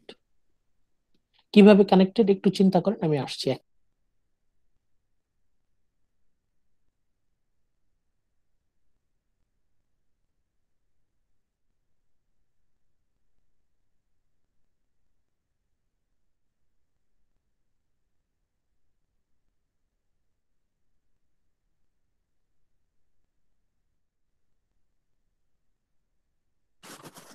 ওকে, এই যে ইউনিভার্সাল ইমোশনটাকে টাচ করা, ইউনিভার্সাল পার্সোনালিটিটাকে টাচ করা, এইটাই কিন্তু অ্যাকচুয়ালি ট্রু ট্র্যাডিশন।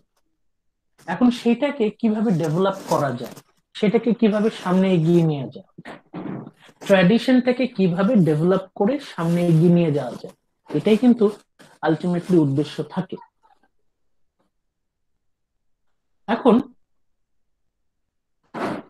এই যে প্রসেস অফ ডিপার্সোনালাইজেশন, এই যে নিজের যে মেকি অস্তিত্ব, নকল ব্যক্তিত্বটাকে বিসর্জন দেয়া, মুছে ফেলা, এটা কিন্তু ওই ট্র্যাডিশনকে ফলো করার, ট্র্যাডিশনকে ধারণ করার পথে এক ধাপ এগিয়ে যাওয়া। It is in this depersonalization that art may be said to approach the condition of science. যদি আমরা সত্যি সত্যি ইউনিভার্সাল পার্সোনালিটি অ্যাচিভ করতে পারি, তাহলে আমাদের আর্ট শুধু আর্টের পর্যায়ে থাকবে না, সেটা সায়েন্সের পর্যায়ে চলে যাবে। কারণ তখন শুধুমাত্র আমরা আমাদের ব্যক্তিগত কথাগুলো বলবো না, আমরা সব মানুষের কথা বলবো, সমগ্র মানব জাতির কথা বলবো, আমরা প্রতিটা মানুষের মনের কথাগুলো বলবো। তাহলে কবিকে কেমন হতে হবে? এখন হচ্ছে আমাদের কথা হচ্ছে কবিকে তাহলে কেমন হতে হবে। এই যে যে কথাগুলো আমরা মানে লেকচার 16 বলেছি যে পোয়েটকে তার ইমোশনকে বিসর্জন দিতে হবে, সেলফ স্যাক্রিফাইস, পার্সোনালিটি থেকে বিসর্জন করতে হবে। এবং তাই যদি হয় তাহলে আলটিমেটলি কবির পরিচয় কি দাঁড়ায়? কবি কে? Who is poet? কবির কি সংজ্ঞা দিয়েছেন? আমরা কবিতার সংজ্ঞা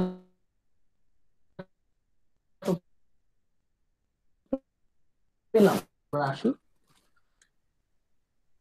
the action I shall therefore invite you তুলনার দিকে আমাদের মনোনিবেশ করতে বলছেন। একটা দিকে আমরা খেয়াল করি,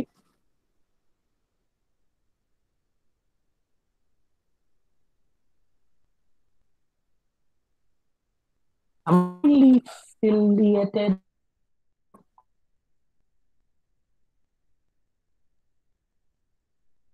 ক্রিয়ার কথা বলছেন।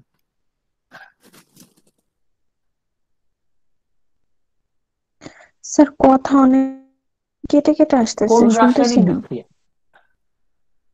আপনারা যারা রসায়ন পড়েছেন তারা, অনেক কেটে হ্যাঁ হ্যাঁ আমি বলছি, আবার বলছি,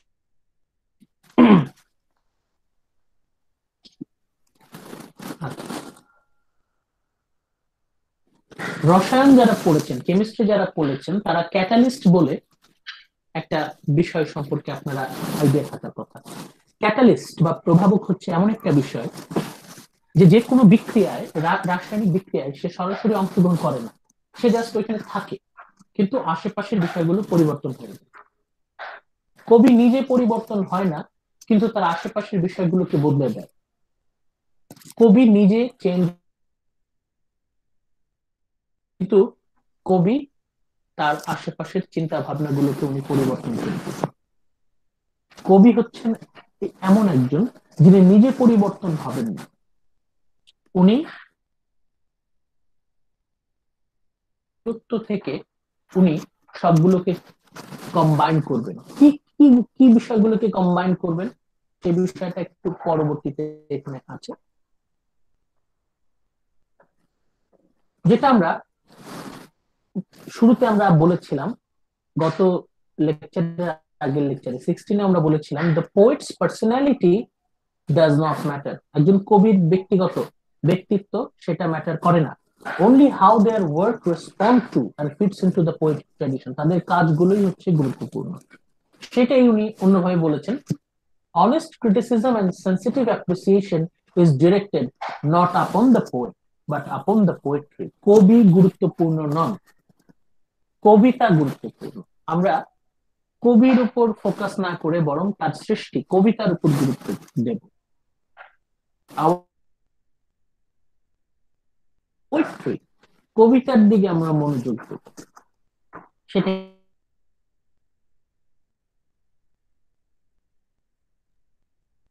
of the newspaper critics and survivors of popular reputation that follows, we shall hear the names of poets in great numbers. আমরা যদি ম্যাগাজিন পত্রিকাগুলো যদি আমরা ফলো করি তাহলে দেখব সেখানে অনেক বড় বড় সাহিত্যের প্রশংসায় ভরপুর, ম্যাগাজিন ভর্তি, পত্রিকা ভর্তি, দেখা যায় বড় বড় কবিদের কথা, বড় বড় সাহিত্যিকদের কথা, যে তারা এত বড় কবি, এত বড় কবি, এত বড় কবি, তাদের প্রশংসার স্তুতি। If we seek not blue book knowledge but the enjoyment of poetry and ask for a poem, তাদেরকে যদি বলে আচ্ছা ঠিক আছে তারা এত বড় সাহিত্যিক, এত বড় উপন্যাসিক, এত বড় কবি, তারা কি লিখছেটা কি, এত বড় কবি, তাহলে ask for a poem। আচ্ছা তাহলে দেখি আপনি এত বড় কবি তাহলে কি লিখেছেন দেখি। We shall seldom find it, আমরা খুব কম খুঁজে পাবো যারা তাদের যোগ্যতা অনুযায়ী সম্মান পায়। অনেক সময় দেখা যাচ্ছে আমরা যারা বড় কবি তাদেরকে আমরা অতিরিক্ত সম্মান করি, তারা যতটুকু ডিজার্ভ করে তার থেকে বেশি। সেটা কি? আমরা তাদেরকে তাদের নামের জোরে, তাদের তারা যতটুকু না ডিজার্ভ করে আমরা তার থেকে বেশি তাদেরকে দিই। এটা কখন হয়? যখন আমরা কবিকে গুরুত্ব দিই কবিতার থেকে, তার সৃষ্টি কর্মের চাইতে যে সৃষ্টি করছে তাকে আমরা বেশি গুরুত্ব দিই।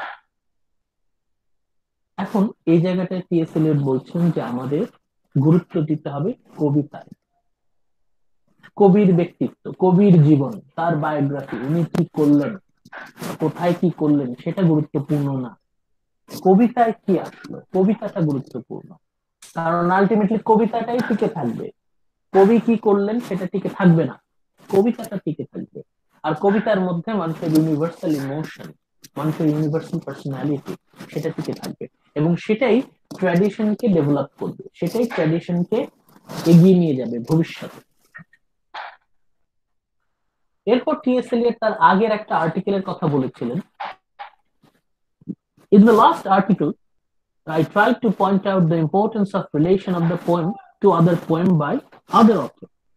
একটা কবিতার সাথে আরেকটা কবিতার, একজন লেখকের লেখা কবিতার সাথে আরেকজন লেখকের কবিতার যে রিলেশন, সম্পর্ক, এবং টি.এস. এলিয়ট সাজেশন দিয়েছিলেন and suggested the conception of poetry as a living whole of all the poetry that have ever been written. কি বলছে, পৃথিবীতে এখন পর্যন্ত, আজ পর্যন্ত যতগুলো কবিতা লেখা হয়েছে, সমগ্র মানব জাতির সমস্ত কবিতা আসলে মূলত একটাই কবিতা। হাজার হাজার বছর ধরে লাখ লাখ কোটি কোটি কবি তারা মূলত একটাই কবিতা লিখছেন। এটা কিসের কবিতা? মানব জাতির কবিতা, মানবতার কবিতা। সেই কবিতাটা একটাই বলে, সবাই যার যার সামর্থ্য অনুযায়ী সেটাতে কন্ট্রিবিউট করছে। সাহিত্যটা যেমন আমরা নদীর মতো বললাম, কবিতাও হচ্ছে একটা নদীর মতো। সব সংস্কৃতি, সব যুগের কবিরা তাদের সাধ্যমতো সেই নদীতে কন্ট্রিবিউট করছে, তাদের অংশটা তারা দিয়ে যাচ্ছে। তার মানে আমরা যখনই কবিতা লিখব তখন কিন্তু সমগ্র মানব জাতিকে, সমগ্র মানব জাতির ইতিহাসকে আমাদের মধ্যে ধারণ করতে হবে, এবং এর মধ্যে আমাদের ব্যক্তিগত আবেগ অনুভূতি, ব্যক্তিগত মেকি ব্যক্তিত্ব, এই যে আড়ম্বরপূর্ণ যে অভিনয় জাহির করার যে মানে প্রবৃত্তি, এটা থেকে মুক্তি পেতে হবে। আমাদের মূল কাজ হচ্ছে এই যে মানব জাতির কবিতা, এই যে হাজার হাজার বছর ধরে লেখা হচ্ছে একটাই কবিতা, আমরা সেটাতে যদি কন্ট্রিবিউট করতে চাই তাহলে আমাদের যে মিথ্যা আবেগ অনুভূতি গুলো সেগুলোকে বিসর্জন দিতে হবে। আমাদের যে মিথ্যা অস্তিত্ব, যেটা আমরা অভিনয় করি, জাহির করতে চাই, সেটাকে বিসর্জন দিতে হবে, তাহলেই আমরা করতে পারবো। এরপর আমরা একটু নিচে যাই।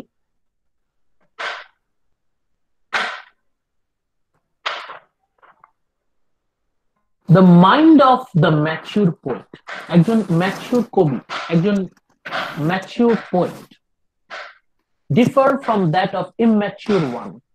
একজন ম্যাচিউর কবি, পরিপক্ক কবি, আর একজন অপরিপক্ক ইম্যাচিউর কবি, তাদের মধ্যে পার্থক্যটা কি? Not precisely in any valuation of personality, not being necessarily more interesting or having more to say, but rather by being a more finely perfected medium in which spatial or very varied feelings are at liberty to enter into a new combination. সেন্টেন্সটা অনেক বড়, আমরা একটু সহজ করে নেই।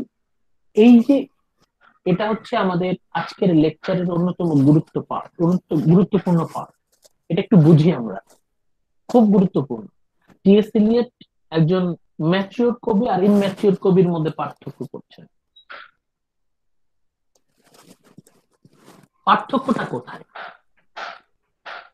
পোয়েটের সঙ্গে উনি দিয়েছেন যে পোয়েট ইজ এ ক্যাটালিস্ট, উনি নিজে কোনো কিছু, উনি নিজে পরিবর্তিত হবেন না, কিন্তু উনি উপস্থিত থেকে, ওনার উপস্থিতিতে তার চারপাশে পরিবর্তন ঘটবে।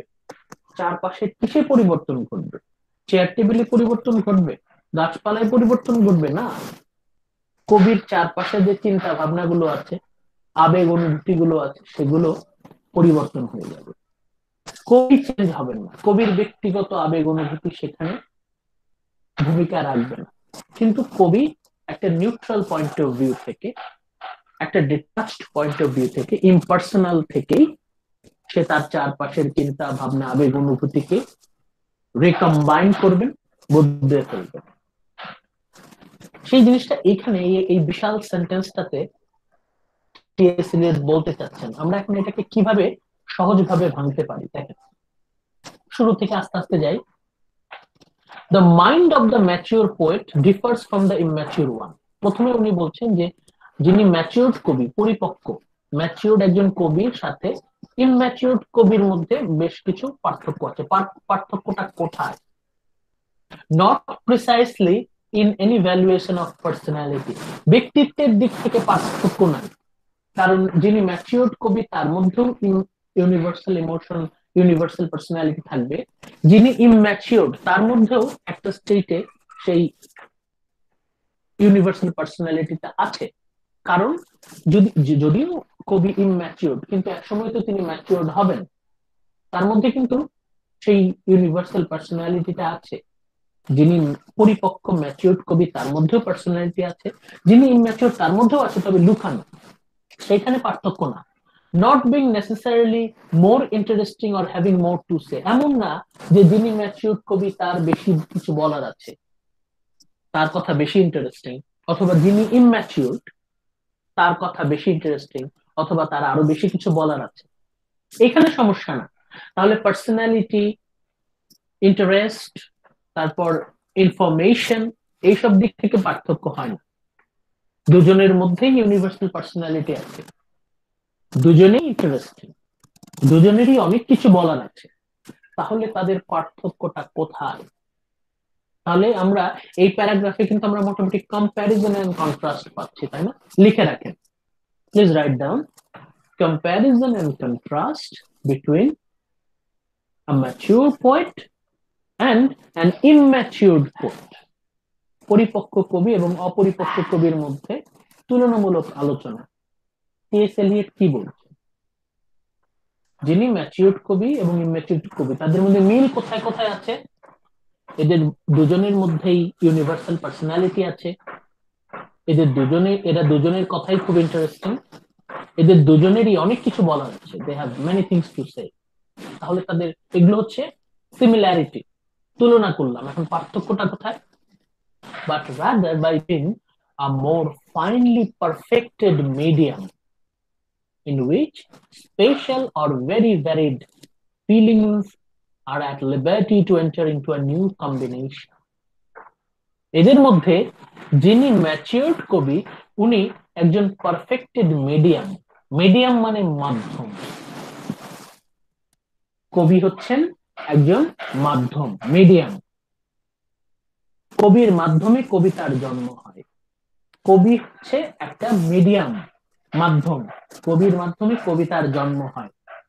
কবিতার জন্ম কি শূন্য থেকে হয় না, বরং কবির মনে যে ভ্যারিড ফিলিংস আছে, কবির মনে যে এই আবেগগুলো থাকে, এই আবেগগুলো নিউ কম্বিনেশন, কম্বাইন হয়।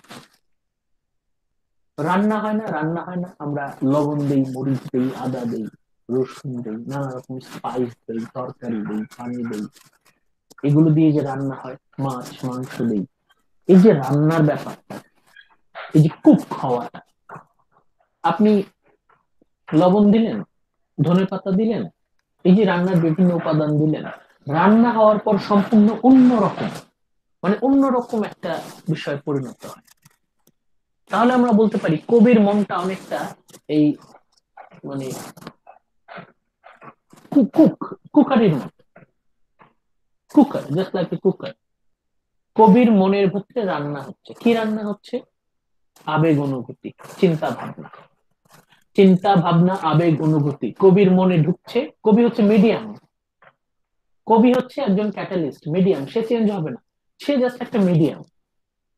পাতিল, ধরেন আপনি পাতিলে রান্না করছেন, আপনি স্টিলের পাতিলে রান্না করতে পারেন, অ্যালুমিনিয়ামের পাতিলে রান্না করতে পারেন, তামার পাতিলে রান্না করতে পারেন, মাটির পাতিলে রান্না করতে পারেন। রান্না যখন করবেন, পাতিলের থেকে কিছু অংশ সাধারণত তরকারিতে আসে না। যদি ভালো পাতিল হয় তাহলে দেখবেন ওখান থেকে কিছু তরকারিতে কিন্তু অ্যাড হবে না। পাতিল চেঞ্জ হবে না, ভেতরে কম্বিনেশনটা চেঞ্জ হয়ে যাবে।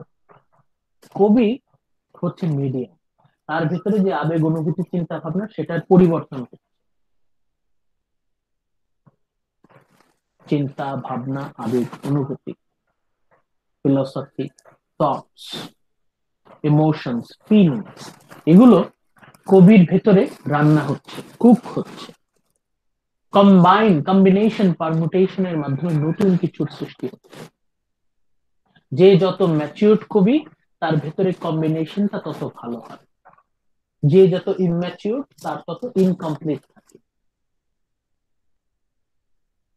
যে যত ম্যাচিউরড কবি সে তত ভালো মাধ্যম, সে তত ভালো মিডিয়াম, এবং তার ভেতরে ফিলিংস, ইমোশনস, ফিলসফি, থটস এগুলো নতুন কম্বিনেশনে কুক হয়। প্রচলিত আবেগ অনুভূতিগুলোকে উনি ভিন্নভাবে সাজান। সেই পুরাতন আবেগ, সেই পুরাতন অনুভূতি উনি ভিন্ন কম্বিনেশনে পাঠকের সামনে উপস্থাপন করবেন। Combination, this is all about combination. কিভাবে বলবে, বলার ভঙ্গি, নতুন কিছু বলার কিন্তু বাকি নাই। এত হাজার হাজার বছরে নতুন কিছু আর বলার বাকি নাই, বরং একই কথা ভিন্নভাবে বলা। বলার ভঙ্গি, কিভাবে বলছে। ম্যাচিউরড কবি এবং ইম্যাচিউরড কবি, এদের মধ্যে মূল পার্থক্যটা কোথায়? তাদের বলার ভঙ্গিতে। যিনি ম্যাচিউরড কবি তার মধ্যে এই কম্বিনেশনটা পারফেক্ট। যে যত ম্যাচিউরড কবি, যে যত শুদ্ধ কবি, যে যত দক্ষ কবি, যে যত পরিপক্ক কবি, সে তত ভালো মাধ্যম, তার ভিতরে রান্নাটা তত ভালো হয়। কিসের রান্না? আবেগ, অনুভূতি, চিন্তা ভাবনা রান্না। এবং তার কম্বিনেশনটাও ভালো হয়। বলার ভঙ্গি, কিভাবে বলছে। সবাই একই কথাই বলছে, যিনি পরিপক্ক কবি তিনি আরো ভালোভাবে বলতে পারেন। এত ভালোভাবে বলেন যে মানুষের মনে ভেতরে গেঁথে যায়। উনি কিন্তু নতুন কিছু বলছেন না, পুরাতন কথাই বলছেন, তবে একদম ইউনিক ওয়েতে। পুরাতন কথাই উনি বলছেন, but in a new combination. কম্বিনেশনটা নতুন, এবং উনি এমন ভাবে বলছেন মানুষের হৃদয়টাকে উনি আকর্ষণ করছেন। কে পরিপক্ক কবি? যে একটা নিউ কম্বিনেশনে তার চিন্তা ভাবনাকে প্রকাশ করে দর্শককে আকর্ষণ করতে পারে। যে যত ভালো কবি সে তত ভালো মিডিয়াম, তার ভেতরে চিন্তা ভাবনা, আবেগ, অনুভূতির কম্বিনেশন তত ভালো হবে। মনে রাখবেন, মিডিয়াম, কবিরা হচ্ছে মিডিয়াম, জাস্ট মিডিয়াম, মাধ্যম। যখনই আমরা বলে ফেলবো যে কবিরা শুধুমাত্র মিডিয়াম, মানে তারা কিন্তু তাদের ভেতর থেকে কোনো কিছু দেবে না, বরং তারা জিনিসটাকে কম্বাইন করবে। কবির ভেতর থেকে কোনো কিছু ওখানে অ্যাড হবে না। টি.এস. এলিয়ট বলছেন মিডিয়াম যেটা, মাধ্যম। মাধ্যম মানে কি? এখানে কবির নিজের দেয়ার কিছু না, কবি শুধু সাজাচ্ছেন। উনি চারপাশে যা কিছু পাচ্ছেন সেটাকে সাজাচ্ছেন। একই কথা হাজার হাজার বছর আগে হোমার বলে গেছে, এখন নতুন কবিরা বলবে একই কথাই, তারা একটু অন্যভাবে বলবে। তাদের বলার যে কম্বিনেশনটা একটু অন্যরকম হবে।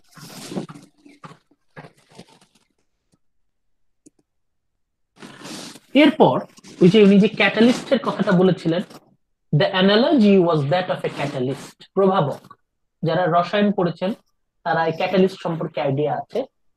আর যাদের আইডিয়া নেই, ভয় পাওয়ার কারণে আমরা এখানে একটু সহজভাবে বোঝার চেষ্টা করব। When the two gases previously mentioned are mixed in the presence of a filament of platinum, they form sulfurous acid. এমনিতে যদি আপনি অক্সিজেন আর সালফার ডাইঅক্সাইডকে যদি আপনি কি করেন, হিট দিতে থাকেন, তাহলে কিছু হবে না। কিন্তু তখন এদের দুজনের মধ্যে যদি একটা প্লাটিনামের তার থাকে, তাহলে এরা দুইটা চেঞ্জ হয়ে যায়। এমনিতে তাদেরকে আপনি যতই তাপ দেন, এটা আমরা যে একটু আগে বললাম, এই যে অক্সিজেন এন্ড সালফার ডাইঅক্সাইড, এই দুইটা গ্যাসকে যদি আমরা মিক্স করে তাপ দিতে থাকি, কিচ্ছু হবে না। কিন্তু যখনই এই দুইটা গ্যাসের মাঝখানে একটা প্লাটিনামের তার আমরা দিয়ে দিব, তখন এই দুটো গ্যাস পুরো অন্যরকম হয়ে যাবে। In the presence of a filament of platinum, প্ল্যাটিনামের একটা তার যদি আমরা ঢুকিয়ে দিই, তাহলে অক্সিজেন আর সালফার ডাইঅক্সাইড এই দুটা মিলে সালফিউরাস অ্যাসিডে পরিণত হবে। প্ল্যাটিনামের কিন্তু কোনো চেঞ্জ নাই, প্ল্যাটিনাম প্ল্যাটিনামের মতোই আছে, কিন্তু প্ল্যাটিনামের আশেপাশে যে অক্সিজেন আর সালফার ডাইঅক্সাইড ছিল তারা চেঞ্জ হয়ে সালফিউরাস অ্যাসিড হয়ে গেছে। তাহলে এখানে প্ল্যাটিনামটা হচ্ছে ম্যাচিউরড কবির মতো, জাস্ট একটা মিডিয়াম। সে কিন্তু নিজে চেঞ্জ হবে না, কিন্তু তার আশেপাশে যা কিছু আছে সবকিছু চেঞ্জ হয়ে যাবে। কেমন ভাবে চেঞ্জ হবে? তাদের কম্বিনেশনটা আলাদা আলাদা হয়ে যাবে। This combination takes place only if the platinum is present. শুধুমাত্র প্ল্যাটিনাম প্রেজেন্ট থাকলেই অক্সিজেন আর সালফার ডাইঅক্সাইড একত্রিত হয়ে যাবে। একইভাবে কবি যদি থাকে, কবি থাকলেই কেবল আবেগের অনুভূতির নতুন কম্বিনেশন নিয়ে আসা সম্ভব। কবিতার সৃষ্টি তখনই হবে only if the poet is present. Kabita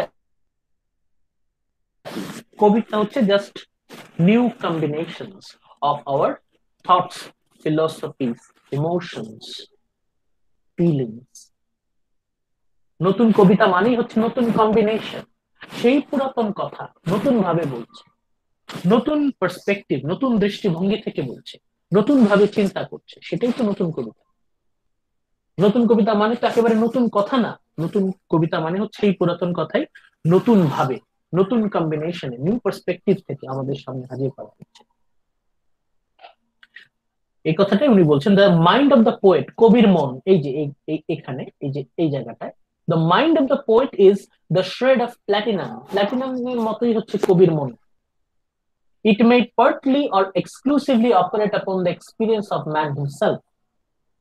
It may partly or exclusively operate upon the experience of man himself, but the more perfect the artist, একজন কবি যত ম্যাচিউরড হবে, একজন কবি যত পরিপক্ক হবে, the more completely separate in him will be the man who suffers and the mind which creates. The more perfectly will the mind digest and transmute the passions which are its material. কবির কাজ কি? কবির কাজ হচ্ছে চিন্তা, ভাবনা, আবেগ, অনুভূতি গুলোকে digest করা, ভেতরে ডাইজেস্ট করা এবং ট্রান্সমিউট করা, রূপান্তর করা। ট্রান্সমিউট দ্য প্যাশনস। কবির কাজ কি? কবি হচ্ছে জাস্ট একটা মিডিয়াম। সে আমাদের চিন্তা, ভাবনা, আবেগ, অনুভূতি গুলোকে ডাইজেস্ট করবে, হজম করবে, হজম করে ট্রান্সমিউট করবে, রূপান্তর করবে। রূপান্তর মানে কি? জাস্ট কম্বিনেশনটা চেঞ্জ করা। Transmute the passions which are its material. The experience you will notice the elements.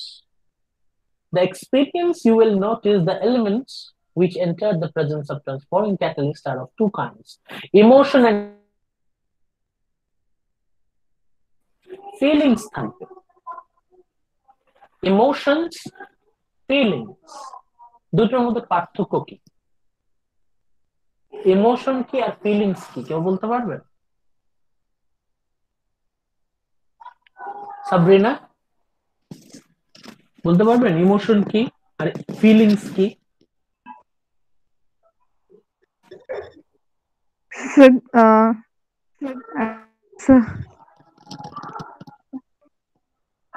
মানে দুটো কিন্তু আমরা একই অর্থে ইউজ করি কিনা? ইয়েস স্যার, একই তো লাগতেছে স্যার, একই অর্থে ইউজ করি স্যার।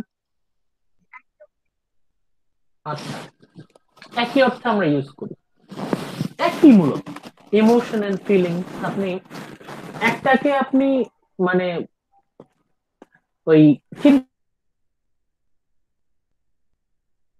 ইমোশন, ফিলিংস, আবেগ, অনুভূতি, ফিলিংস এন্ড ইমোশন, এর মধ্যে যদিও আমরা দুটোকে একই অর্থে ইউজ করি, এর মধ্যে একটা হচ্ছে আপনার চিন্তা ভাবনার সাথে কানেক্টেড, আরেকটা হচ্ছে অনুভূতির সাথে কানেক্টেড।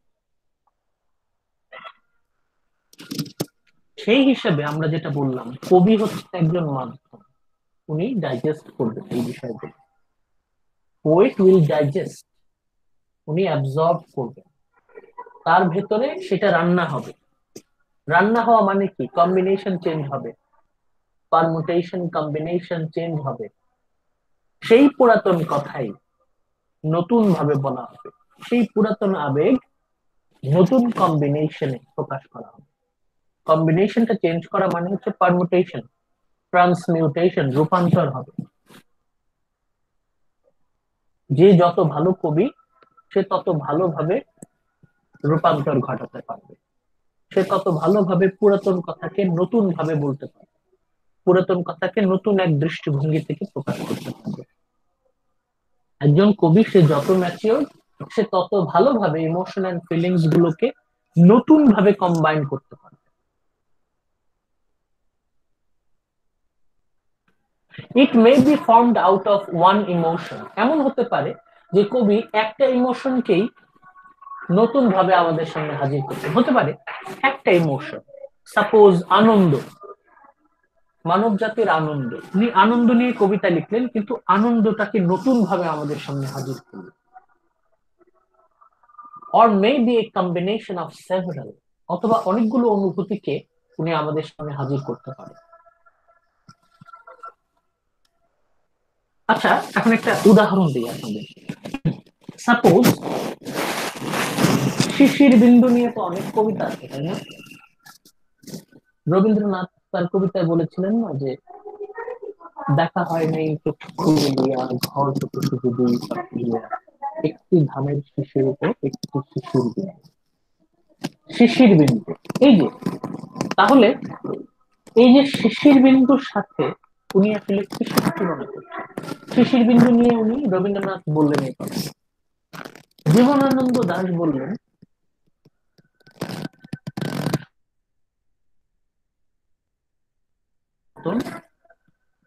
সন্ধ্যা না, শিশিরের শব্দের সাথে উনি আবার সন্ধ্যা। তাহলে রবীন্দ্রনাথ হচ্ছে শিশিরকে, শিশিরের যে দেখার বিষয়টা, শিশির দেখা হয় না চক্ষু মিলিয়ে, একটি ধানের শিশির ওপর একটি শিশির বিন্দু। রবীন্দ্রনাথ কিন্তু শিশির বিন্দুর যে ইমেজের উপর ফোকাস করছে, আর জীবনানন্দ দাশ ইমেজ ওই শিশিরের শব্দের উপর ফোকাস করছেন। একজন শিশিরকে দেখছেন, আরেকজন শিশিরকে শুনছেন, মূল বিষয় কিন্তু একটাই, শিশির। এখন এই শিশিরের সাথে আপনি আমাদের কোন ইমোশনটাকে অ্যাটাচ করতে পারেন? শিশিরের সাথে কিন্তু আমরা অনেকগুলো বিষয়কে অ্যাটাচ করতে পারি। শিশিরের সাথে আমরা কান্নাকে অ্যাটাচ করব,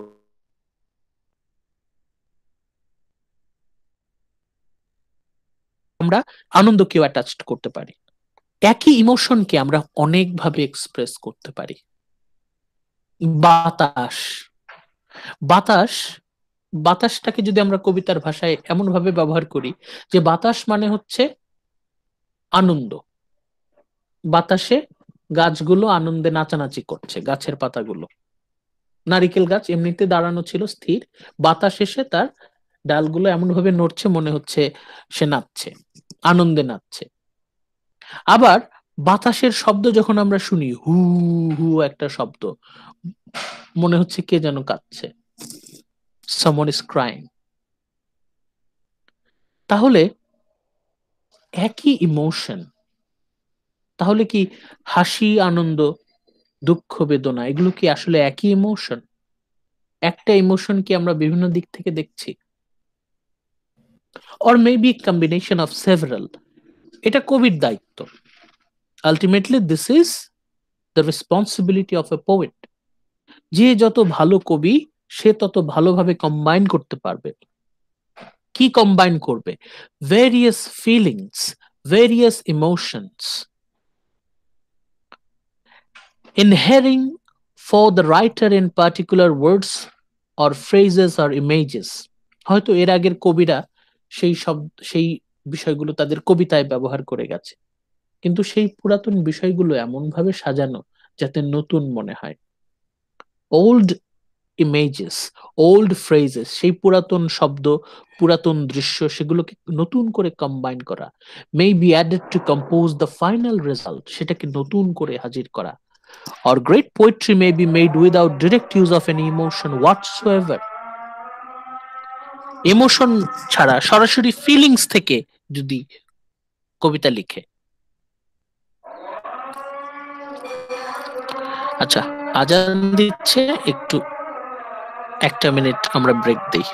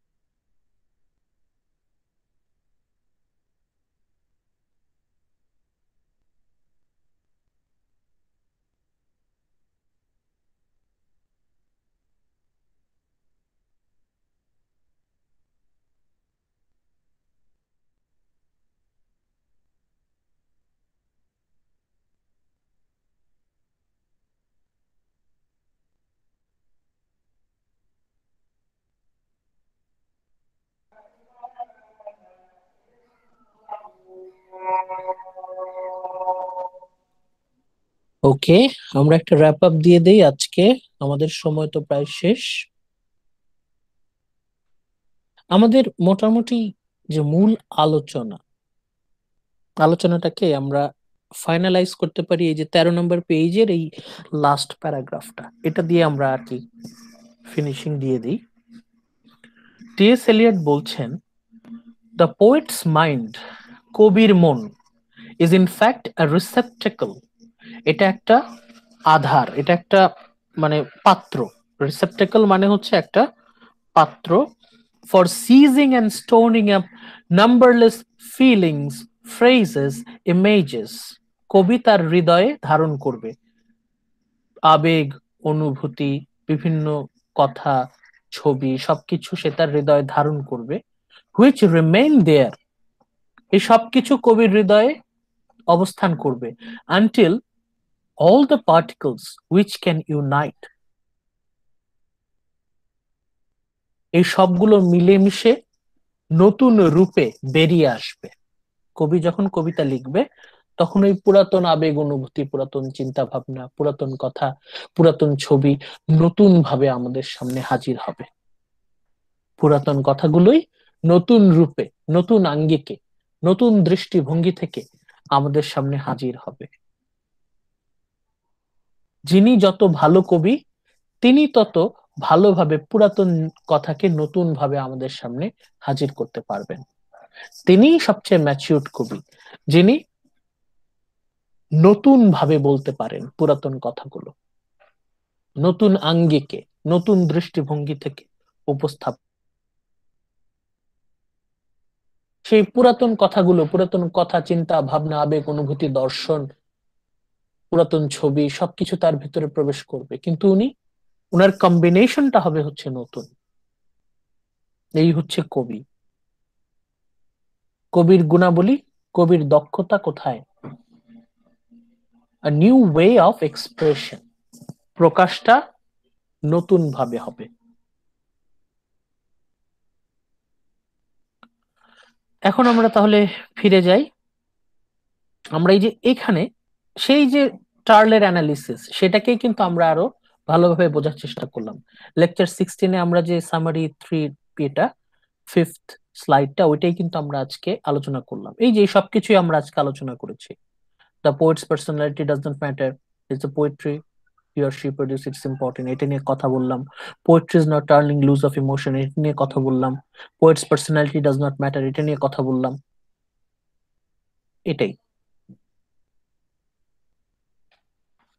পরবর্তীতে চার্লস যেটা বলেছিলেন যে এলিয়টস talk of escape from personality, it is not a call to escape from the self, এটা আসলে সত্তা থেকে পালানো না, but call to escape further into the self. যেটা বললাম যে আমাদের অরিজিনাল ইউনিভার্সাল পার্সোনালিটি, সত্যিকারের যে ব্যক্তিত্ব, সেটার কাছে আমরা ফিরে যাই। It is inaccurate to view Eliot's essay as a critical rejection of self altogether. T S. Eliot মানুষের সত্তাকে কিন্তু বাতিল করে দিচ্ছেন না। If anything, he is arguing that great poetry is forged in the deeper self, যেটা আমরা বললাম কবির ভেতরে, কবির সত্তায় এই কবিতাগুলো তৈরি হয়। Poetry is forged, poetry is cooked, এই যে কম্বিনেশন তার ভেতরে সৃষ্টি হয়, rather than the surface personality। যেটা আমরা বললাম গোটা ক্লাস জুড়েই আমরা এই কথাটা বললাম যে আমরা পার্সোনালিটি বলতে যেটা বুঝি, সেটা অনেকটা সময় বানানো থাকে, মিথ্যা থাকে। আমরা মিথ্যা দিয়ে আমাদের একটা অস্তিত্ব প্রতিষ্ঠা করি। বিসর্জন দিতে দিতে দিতে দিতে, সেলফ স্যাক্রিফাইস করতে করতে আমাদের একদম সত্যিকারের সত্তাটা অবশিষ্ট থাকে। That is our true universal personality. সেই জায়গায় আমরা যখন ফিরে যাব, তখন আমরা নতুন ভাবে সবকিছুকে দেখার সফল হব। The more mature poet, the more his mind is able to synthesize various influence and emotion to produce something varied and complex.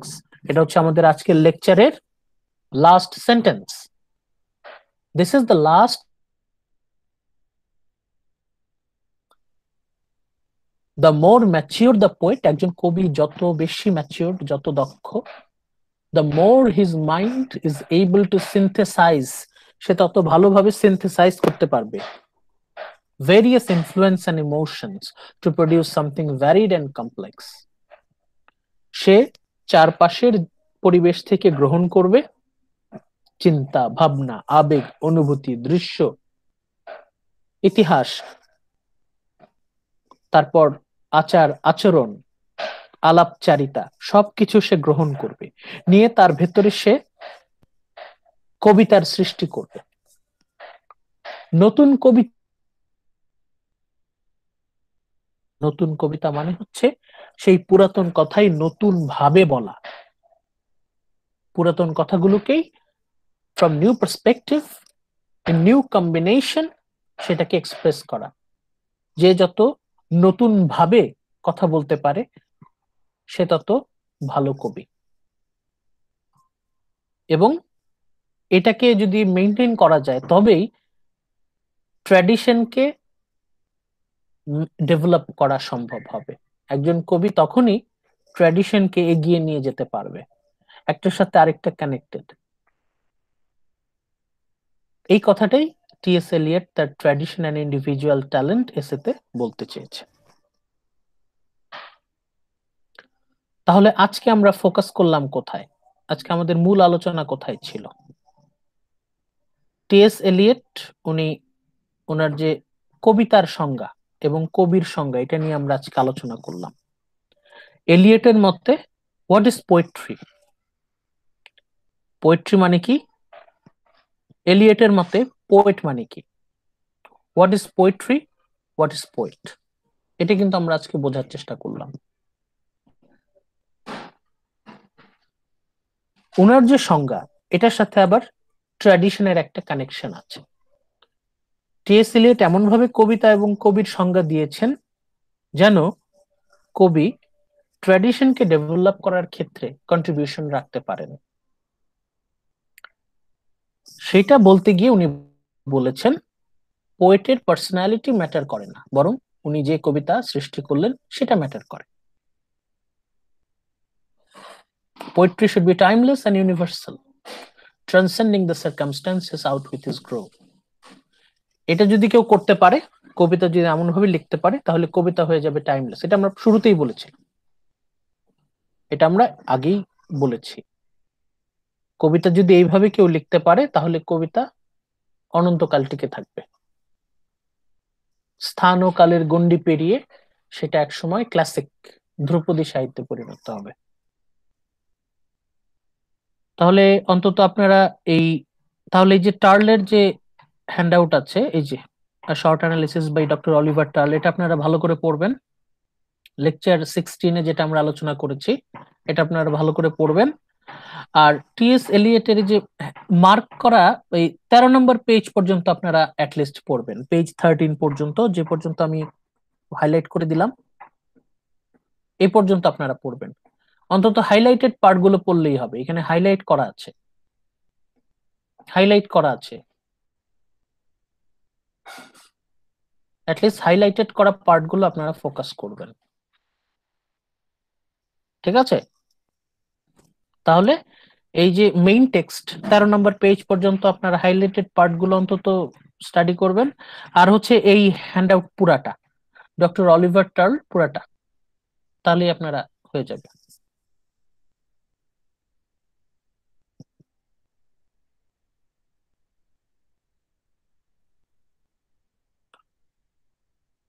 তাহলে আপনারা দেখতে থাকেন। All the best. কোনো কোয়েশ্চেন থাকলে করতে পারেন।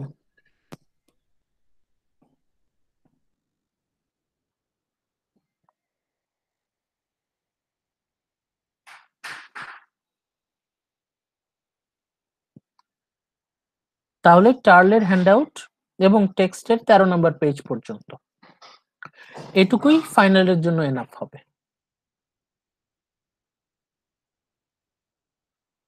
আবারও বলছি, এই যে এই হ্যান্ডআউটটা TS. Eliot's traditional individual talent, a short analysis by doctor Oliver Tearle, এটা মন দিয়ে পড়বেন। এই মূল যে টেক্সট, এটার 13 নম্বর পেজ পর্যন্ত পড়বেন, তাহলেই ফাইনালের জন্য হয়ে যাবে। ওকে, ভালো থাকেন সবাই। আসসালামু আলাইকুম। আসসালামু আলাইকুম স্যার। ওয়ালাইকুম আসসালাম।